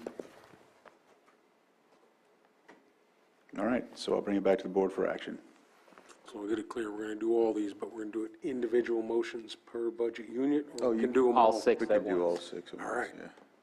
Mr. Chair, I'd like to move to approve, let's start here, Building and Grounds, Budget Unit 1671, Integrated Waste Management 4121, Parks 7011, Parks Improvements Quimby 7073, Museums Budget Unit 7201, and Museum Improvement Fund 7202. Second. So I have a motion and a second. All in favor? Aye. Opposed? And motion carries. Thank you, Lars. Thank you. Thank you, Lars. Your choice, Joanna. Go ahead, Okay. Stephen. The next department is Register of Voters, Budget Unit 1451, found on page D31. And their requested appropriations are $995,955. And I will turn it over to our Register of Voters. Ms. Valadez. Good morning. Maria Valadez, Registrar of Voters. Good morning, Board. Good morning. So the changes to our budget are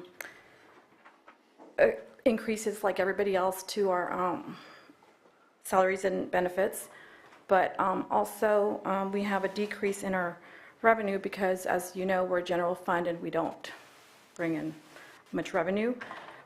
Hopefully, at the time we prepared the budget, we don't know how many districts are going to be on the ballot, but as of right now, we have about 14 districts that will share some of the costs of the election expenses.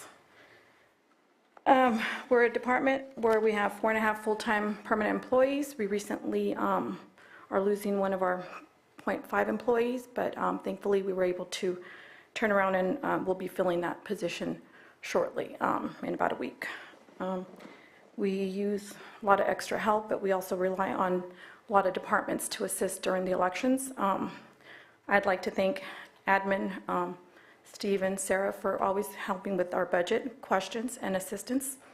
County Council, I'm probably one of the departments that have inundated her with many PRAs, and now I understand why she's not replying to all my emails instantly. So thank you, Anita.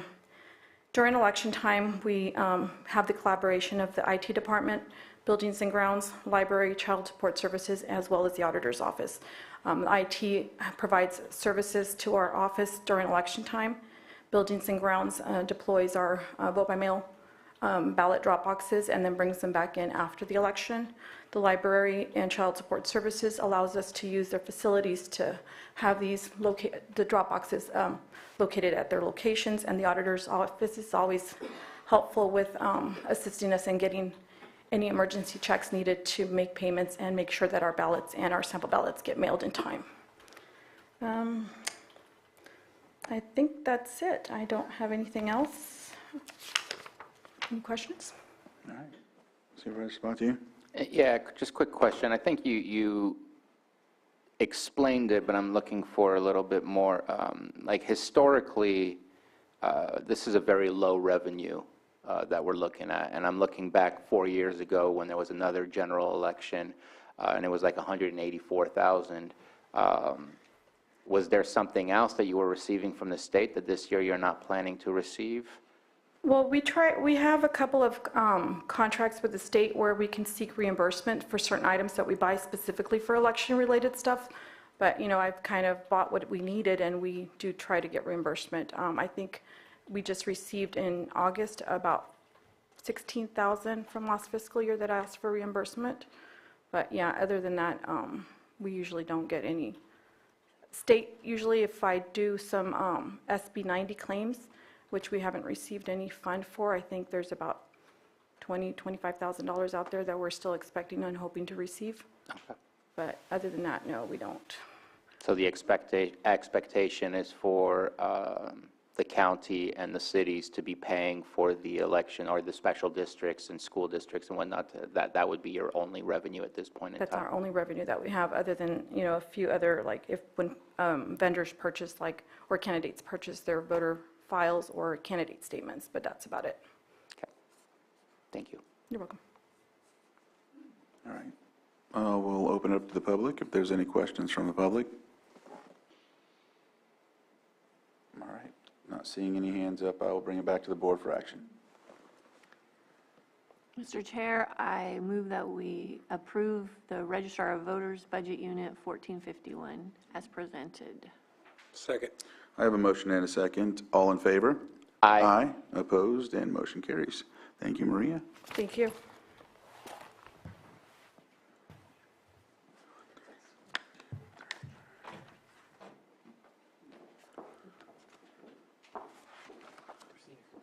Do we need 5?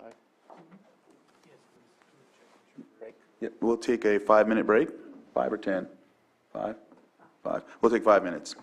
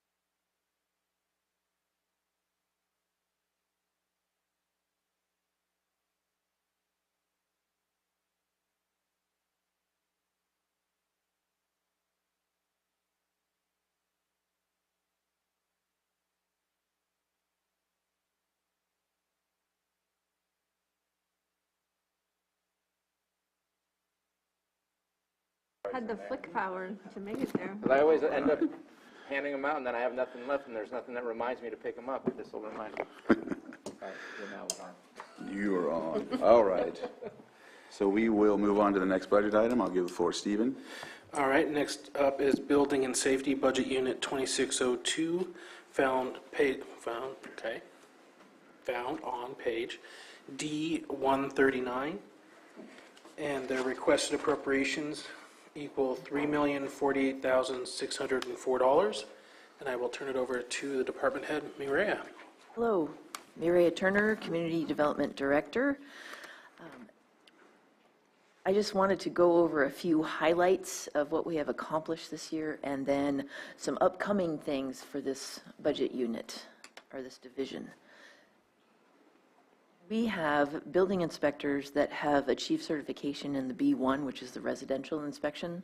They have been moving forward towards getting their B2 certification. This is with the International Code Council, right? That's the, yeah. And so they are achieving certifications for that help with the inspections that they're doing out on the field. We also have our plans examiners, which have been going through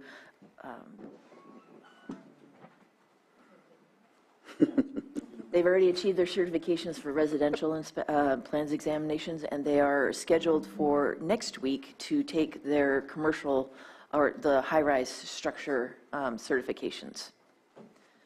We also have ongoing trainings for our technicians at the counter to help them. So far, in the budget book, it was listed that 968 permits had been issued, but we still had 2 months to go. So at the end of the fiscal year, that total number of permits issued was 1,277.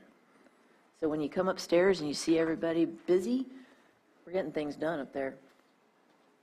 Upcoming is an ordinance amendment to integrate or update our building codes, adopt the new building codes. That'll be coming to you, I think, next month, because the goal is to have it in effect prior to the end of the year. That is by state law. We're also working on improvements to our electronic permitting system to increase efficiency at the counter. Another ordinance amendment that will be coming before you shortly is for compliance with Assembly Bill 1236 regarding permit processing streamlining for EV chargers.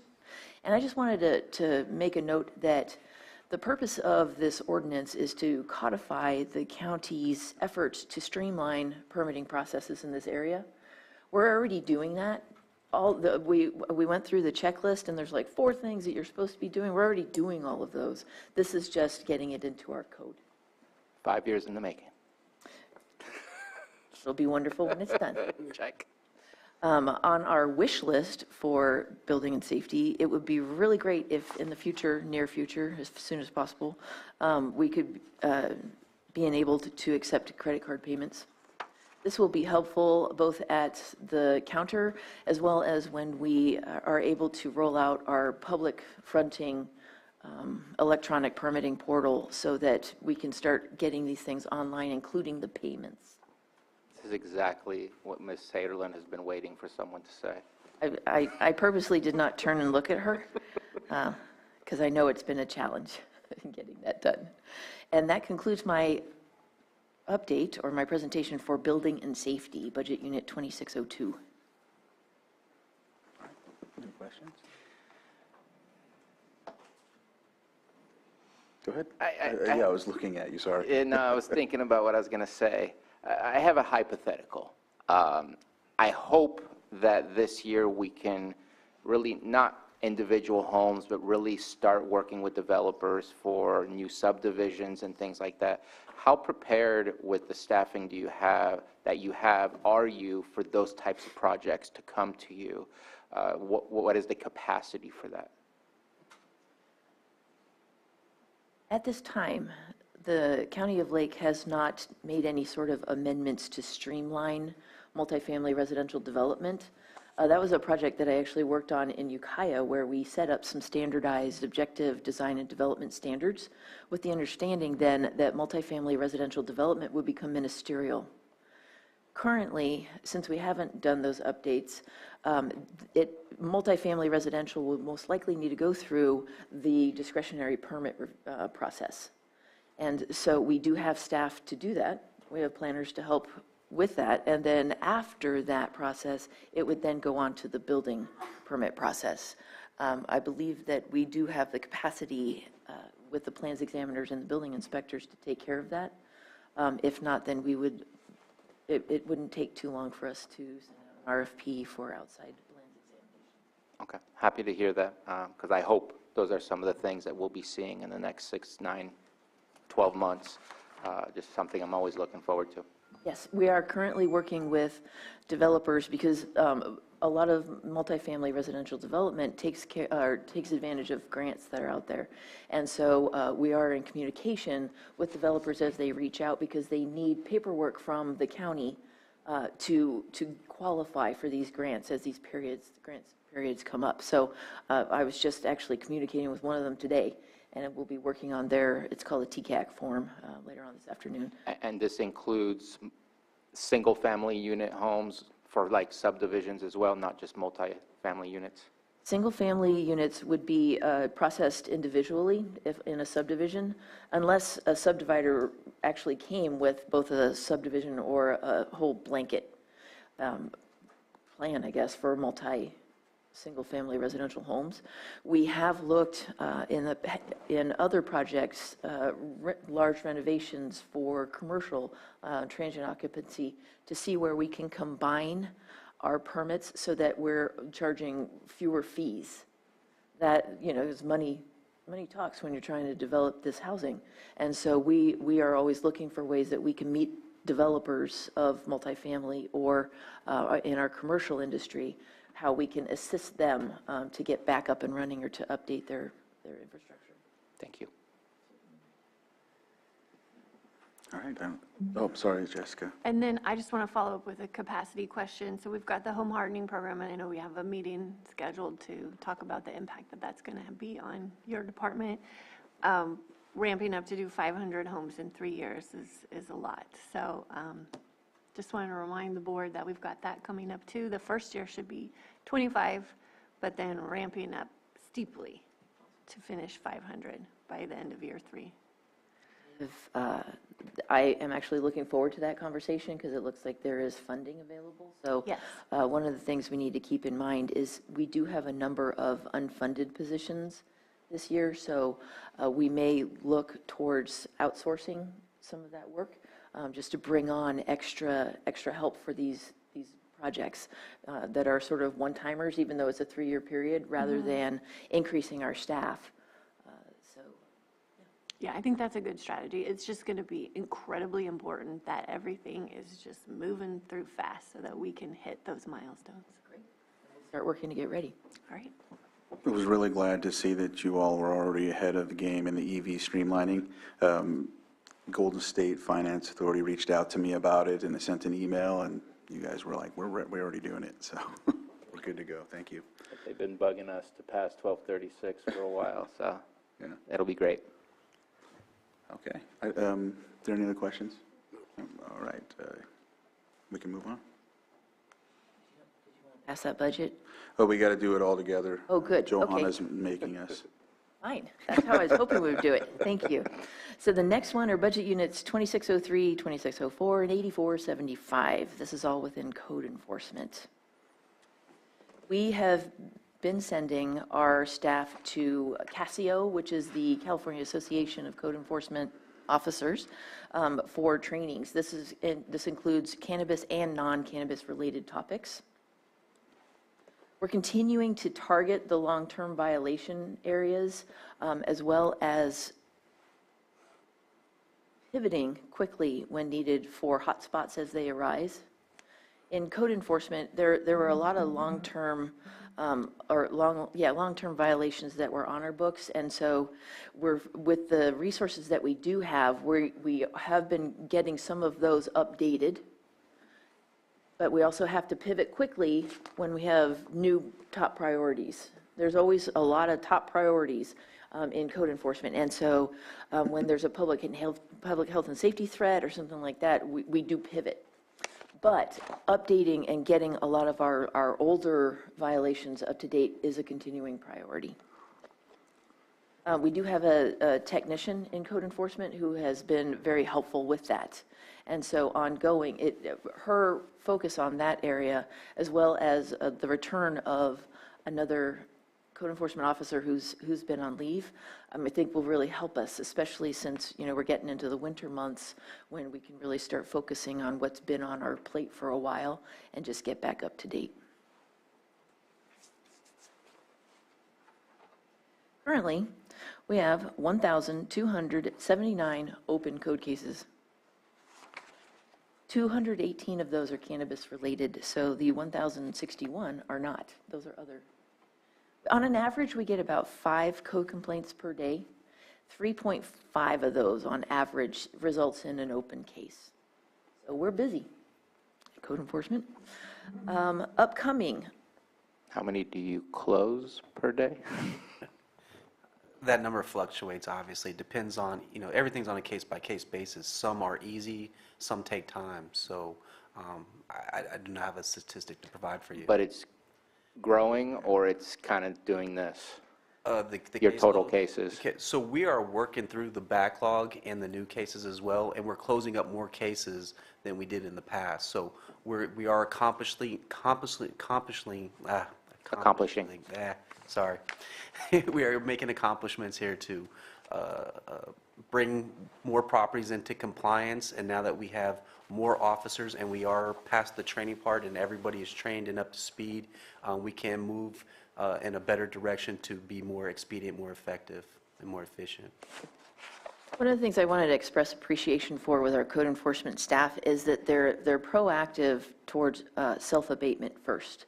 We initially lead with, let's get you into compliance, because we don't want to have to get to the abatement stage. And so that's why there are tons of cases that come and go, open and get closed, that you guys are never going to hear about, because we have a great staff that's working with the community rather than like at the community.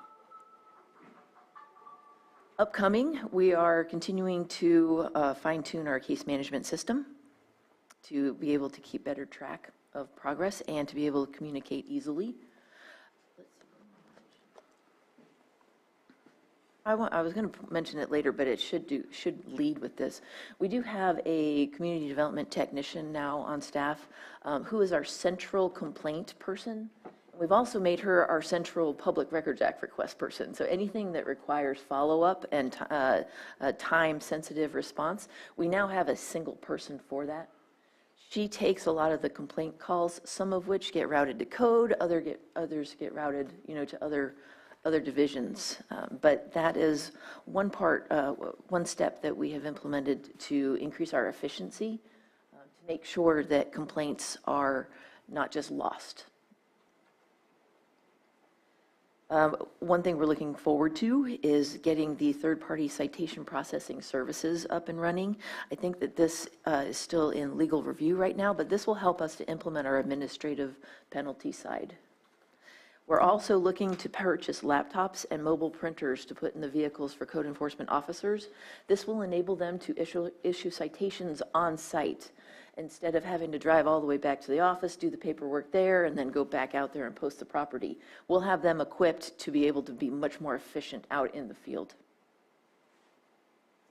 We're also currently, and Marcus can correct me if I'm wrong, but we're currently in the process of revising the RFP for the wildfire benefit zone work so that that can continue to move forward. And that concludes my presentation for those 3 budget units. So just quickly, I see that in the department overview for code enforcement, 4 active officers, 1 is on leave, and are you in the process of hiring 1 more, or are you planning to hire 1 more? I'll take. So there's been an update. We have no officers on leave. Everybody is back and fully at work. This is the first time we've had everybody back at the same time, so I'm excited about that.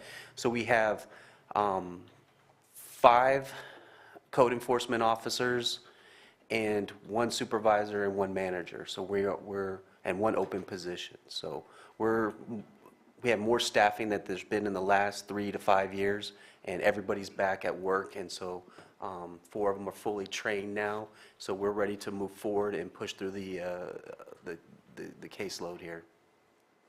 All right. Thank you for that. And just one more thing briefly. It's talking about the, I think it's the illegal and unpermitted cannabis cultivation occurring in Lake County. In RCRC, we've been doing an ad hoc committee that's trying to create policies to bring to the state so we can lobby for more funding or opportunities or programs, so that way we can get something coming in for code enforcement and law enforcement. So I've been on that committee. It'll commence this year, so we can suggest those policies and move forward. So just giving you that insight. Yeah. So. Thank you. We have been encountering an issue with illegal cannabis cultivation, and so where it affects our pending permits for cannabis, we are now going to just process. Once notices of violation have been posted, we will stop processing the permits and start taking them to the Planning Commission for denial. We really want to save our resources for the applicants that are working in good faith with us. All right. It's not a smart business move. Supervisor Pyska. Yeah, do you have a timeline on your zone of benefit analysis? Typically, we meet, Marcus and I have been meeting with the HOAs in November, December, and kind of setting the plan for the year until things get crazy with cannabis. So we're hoping we can sort of stick to that, and I think they'll be expecting some kind of update shortly. So I was wondering what your timeline was.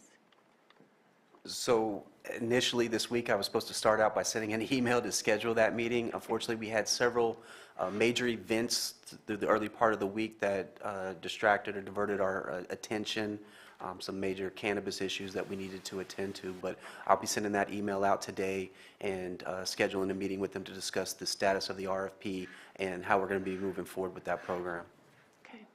And I do plan to join you at That those was my meetings. question. Yeah. Thank you. Thank you. To get a lay of the land and see how we can keep this moving forward. Perfect. Thank you. Supervisor Sabatier. Thank you for this. A couple of things. One, code enforcement staff. I know that I've been speaking with the team at CDD and code enforcement about adding another cannabis code enforcement. Is that done, completed, or in the works? Because I believe there's grant funding that was made available from what we received from the state, so that was a possibility.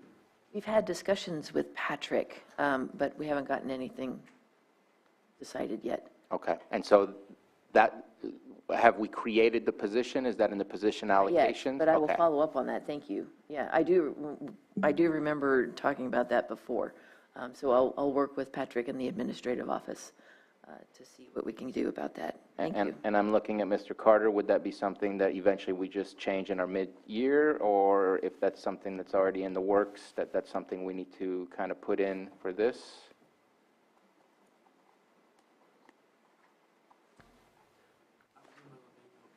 So we have grant funding that came from the state for cannabis to go after illicit grows. That's what we use for our satellite imagery, and there's some that could be used for code enforcement. I think we were originally using it for our sheriff department, but they ended up not using it, or they were able to use other means to make what they needed possible.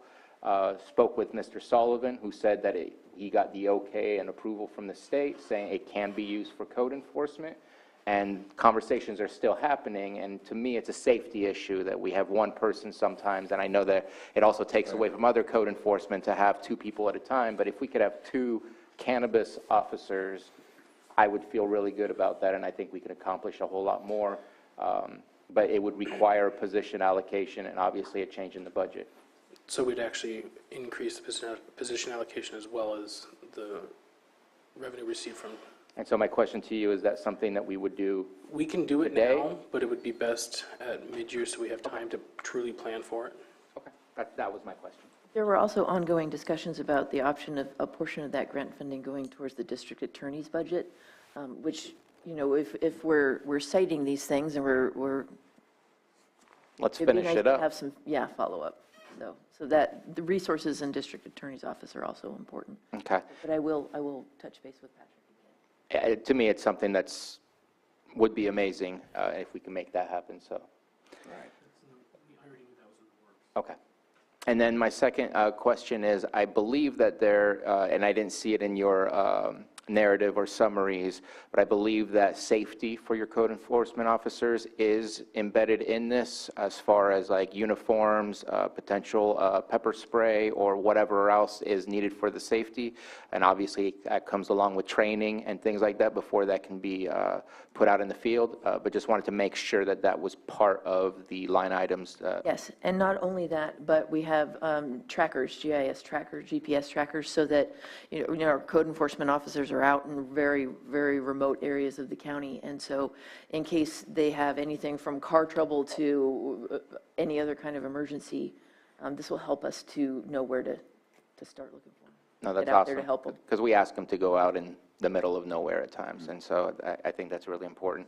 Our roads, especially the private roads, I'm not throwing public works under the bus. We'll get to that But, department. yeah, some of the private roads, are really tough. We've had a few close calls. Yeah. And then my last question is, and you mentioned that we're working towards the ticketing thing, and I think it's been something that's been in the works for a while. I believe October is, and I see that we kind of anticipated, or we actually have an estimate of $136,000 in penalties and cost on delinquencies in 21-22. So we've already collected, but yet we have zero on our final recommended budget for penalties. If we already have the mechanism to collect, which is what we're estimating is what we collected before, and we're now about to start doing some real hefty fines because of the new way that we're going to be able to make it happen, why are we set at zero for that item? That hasn't been adjusted since the change in thought process, because it was set at zero because our understanding was that it would have to wait 30 days, and it was very unlikely that any fines would be issued. It has not been updated since the new thinking. But it's still at zero.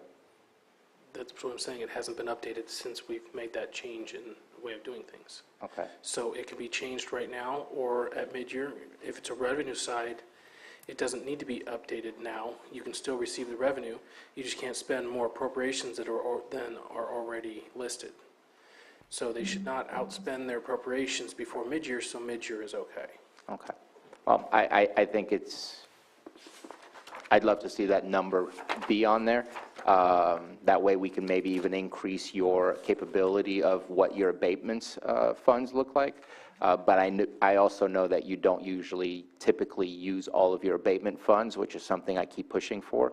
So I think at mid-year budget, that's something that we can change as well. But that's something that I really want to see change because we need to get into the norm of pushing these fines when we've done the 30 days, 60 days, and nothing has changed. If we want to change behavior and make people recognize that there comes a sting if you don't comply with what we're asking, that people will start doing what we ask, and we'll get better compliance. So, Indeed, and we would appreciate that time to present at mid-year then, because it'll take a little bit of focus on the estimate. We've got the notice of violations, which were per day, but on cannabis, illegal cannabis, we've got a per plant per day. So, yeah, we'll have something ready for you by then. Stephen? Are you talking about account 3195, which is penalties and costs on delinquencies? yes. That's done actually through the property tax system. That is nothing specific to, So there is no line item for we just fine. didn't expect any new ones. Is there likelihood if it goes to the property tax system? Yes, it is, likely. So here, this would not, I guess, this would not go through because I believe we're looking at using the franchise tax board. Am I correct? I'm sorry? As far as the fines, Well, the franchise tax board is the last step in the next to last step in the process to collect the money. The first step is we send them the citation. It has the payment information, a 30-day letter for payment being due, 60-day letter, 90-day letter. Then we pull Social Securities, we file paperwork with the franchise tax board, and that is the second to last step. There is another step after the franchise tax board where there's civil recoveries, but we're hoping to not go to that realm because it's more difficult, more lengthy, and more work for probably county council. So we're hoping the franchise tax board is the one that will be the backstop to collect those revenues, or those payments, I'm sorry. And what you're saying, Mr. Carter, is the 136,000 came from somebody paying off their abatement fines that was placed on their properties?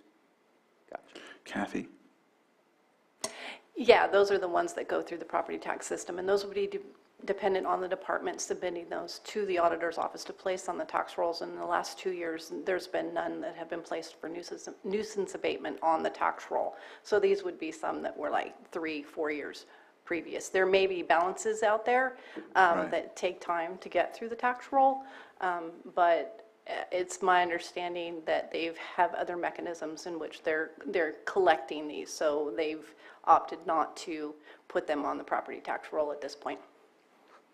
So when we do the assessment hearings and we approve the 8,000, 10,000, or whatever we've been seeing in the last months or so, those don't go onto the tax roll? They are supposed to. Over the last 2 years, I believe is the time frame given, there was nobody in our department handling that, submitting that information to the auditor's office.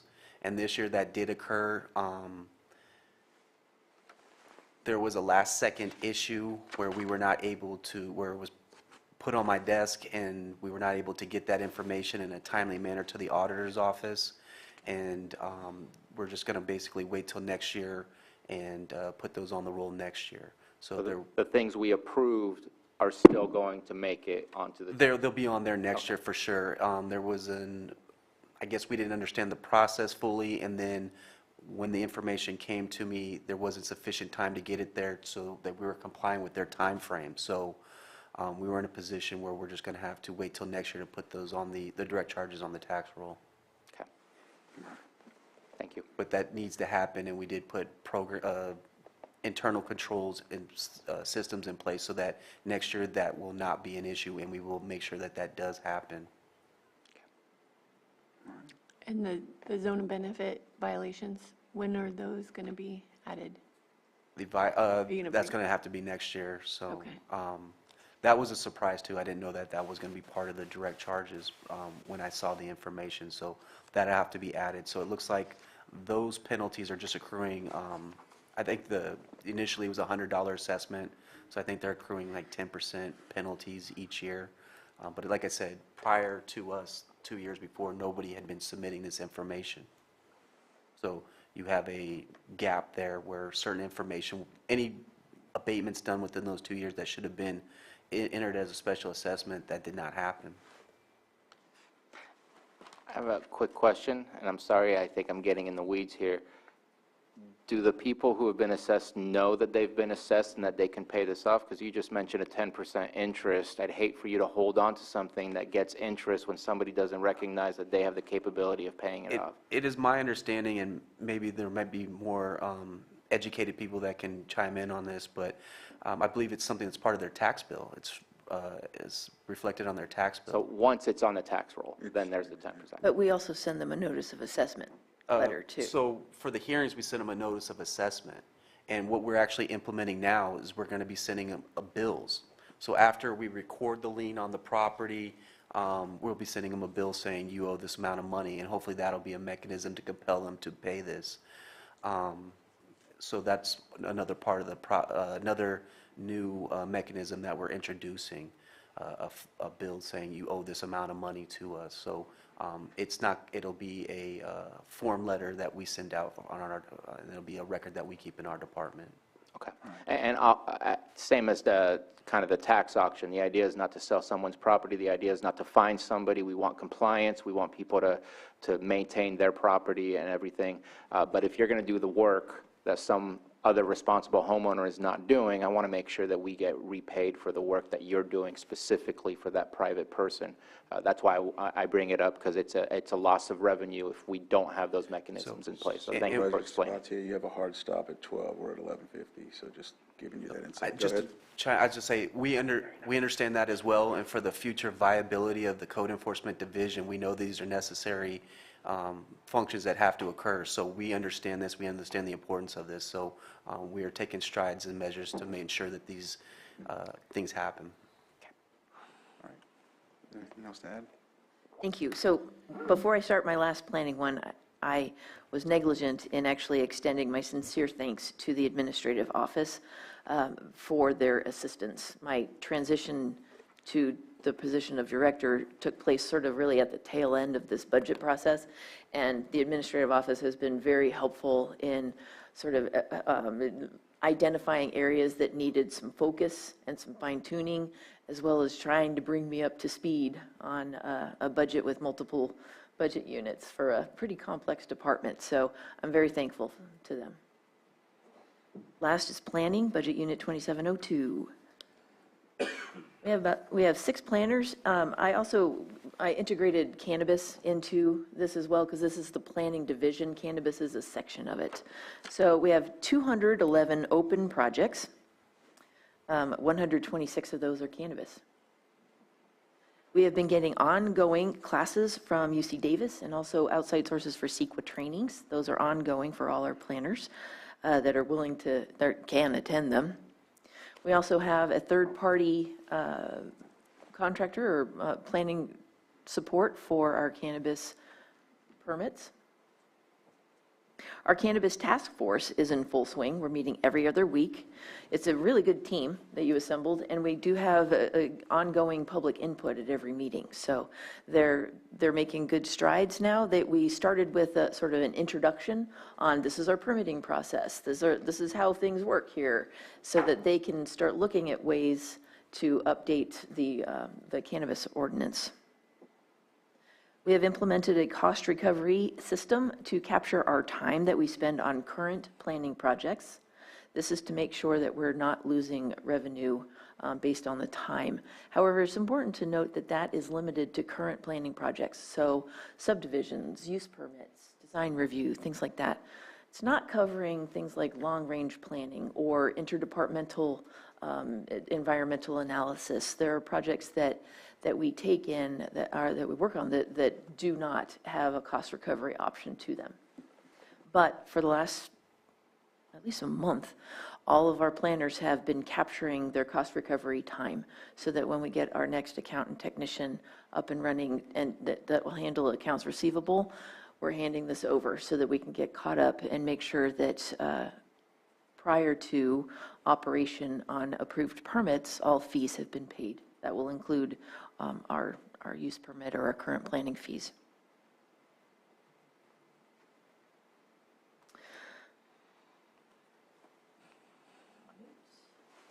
Ongoing or upcoming. Okay, we have ongoing efforts to create our electronic permitting system.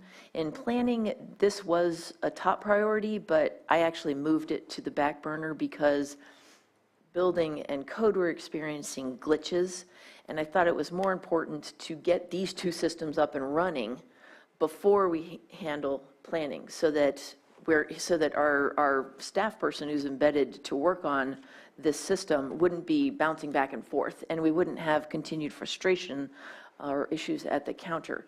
We want those two areas working smoothly, and then we're going to finally roll out planning. He is still working on planning in the meantime. It's just when glitches come up at the counter or in code, he routes over to that to handle it and then comes back to working on planning.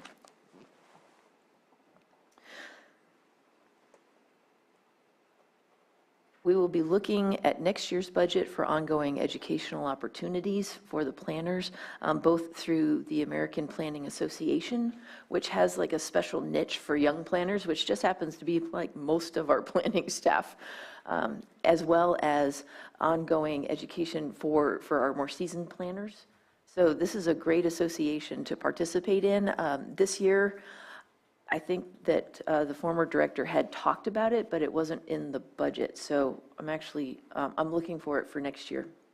But in addition to APA, I also would like to pursue funding to allow at least a couple planners to attend the Keys course through CalEd. I think it's really important that our staff be versed in economic development, best management practices, since a lot of what we touch affects economic development in Lake County. I'm also looking for funding to codify the zoning ordinance our zoning ordinance is the only article that I'm aware, or the only chapter that I'm aware of in our municipal code that is not updated through what was Muni Code but is now Civic Clerk. And so what has happened is that there was one person doing it who's been gone for years, and then now nobody assigned to update it on staff locally, so our zoning ordinance is out of date online, and I'd like to get that fixed. Take it off of staff responsibility. Let's just update it like we do all our other codes for the municipal code. So I'm looking to find, I'm actually looking at a current grant that we have that's housing related that I think might apply. So I'll be reaching out to the state to see if we can get that done. And let's see.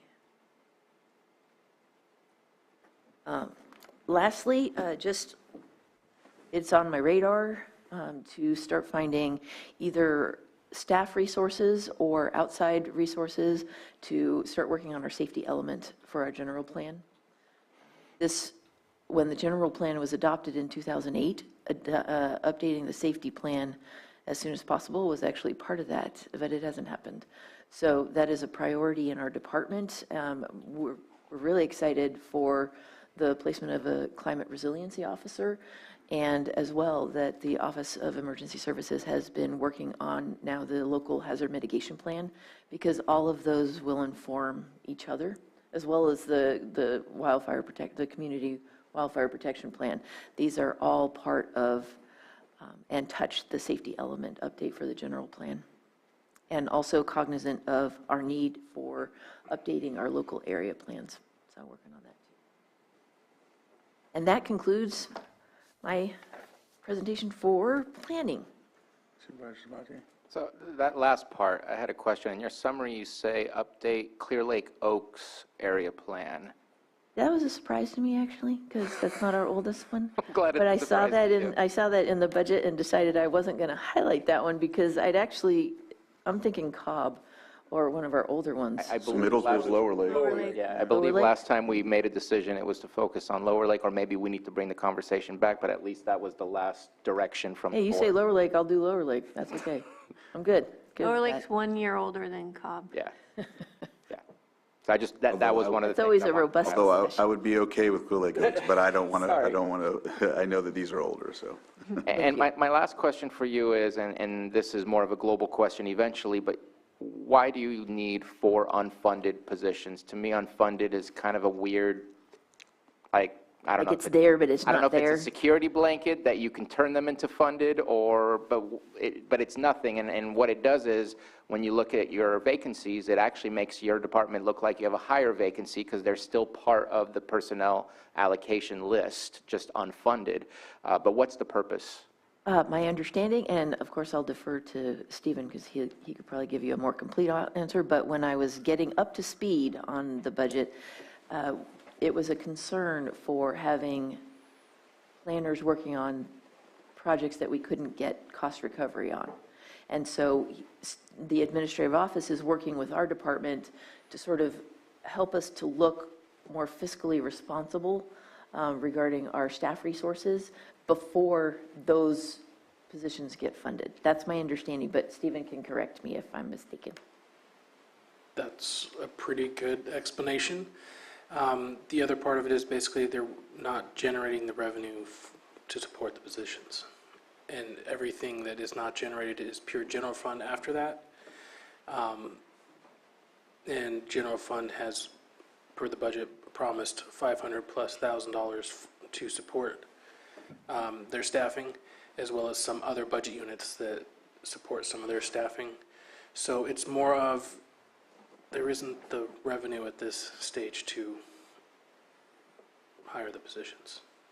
It does make it problematic for working on the projects that do not bring in revenue, such as the area plans, the general plan, a lot of long-term planning.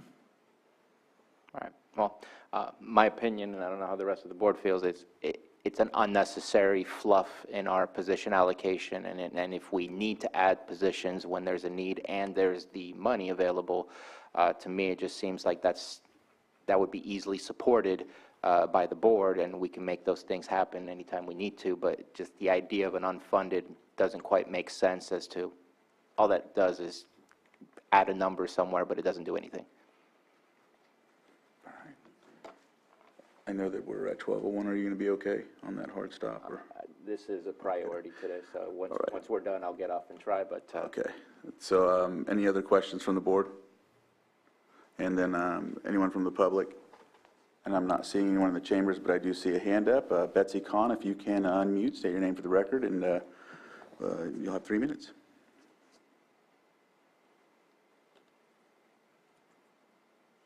Thank you, Mr. Chair. Betsy Kahn for the Essential Public Information Center.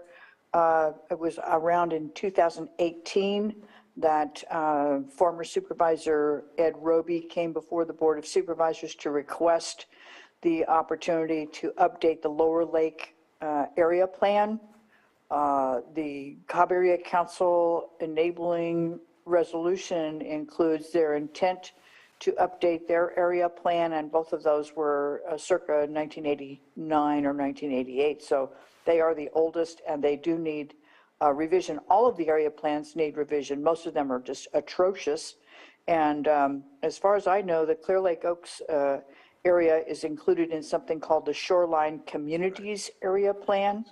I don't believe there is a separate Clear Lake Oaks area plan, but I would like to advocate that the municipal advisory councils undertake the assignment of area plan updates for action planning within the territories covered by the municipal advisory councils, similar to what the Middletown area town hall has done. They created the 2010 edition of their area plan, and I believe that's the most appropriate way for you to get where you want to go, with adding fire prevention, disaster response, a whole raft of things that are not included in those plans right now.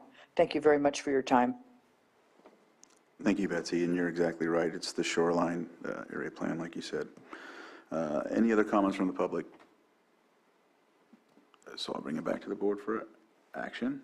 Did we go over 8475? I know we kind of said something about wildfire benefit. I integrated that into code enforcement. Just wanted to check in. I know we talked about it, but if no further comments, I move to approve Budget Unit 2802, 2803, 2804, 2702, 84. Is that a 6? Yep. Yes. Yeah, sorry. 2602. It's tiny. 2602, 2603, 2604, 2702, and 8475, 6s and 8s, as presented. Second. I have a motion and a second. All in favor? Aye. Aye. Opposed, and motion carries. Thank you. Thank you. And so with that, we're taking, is this the lunch break right here? Did you all? Okay. So lunch break, we'll start at 1:05, and that will be basically the sheriff.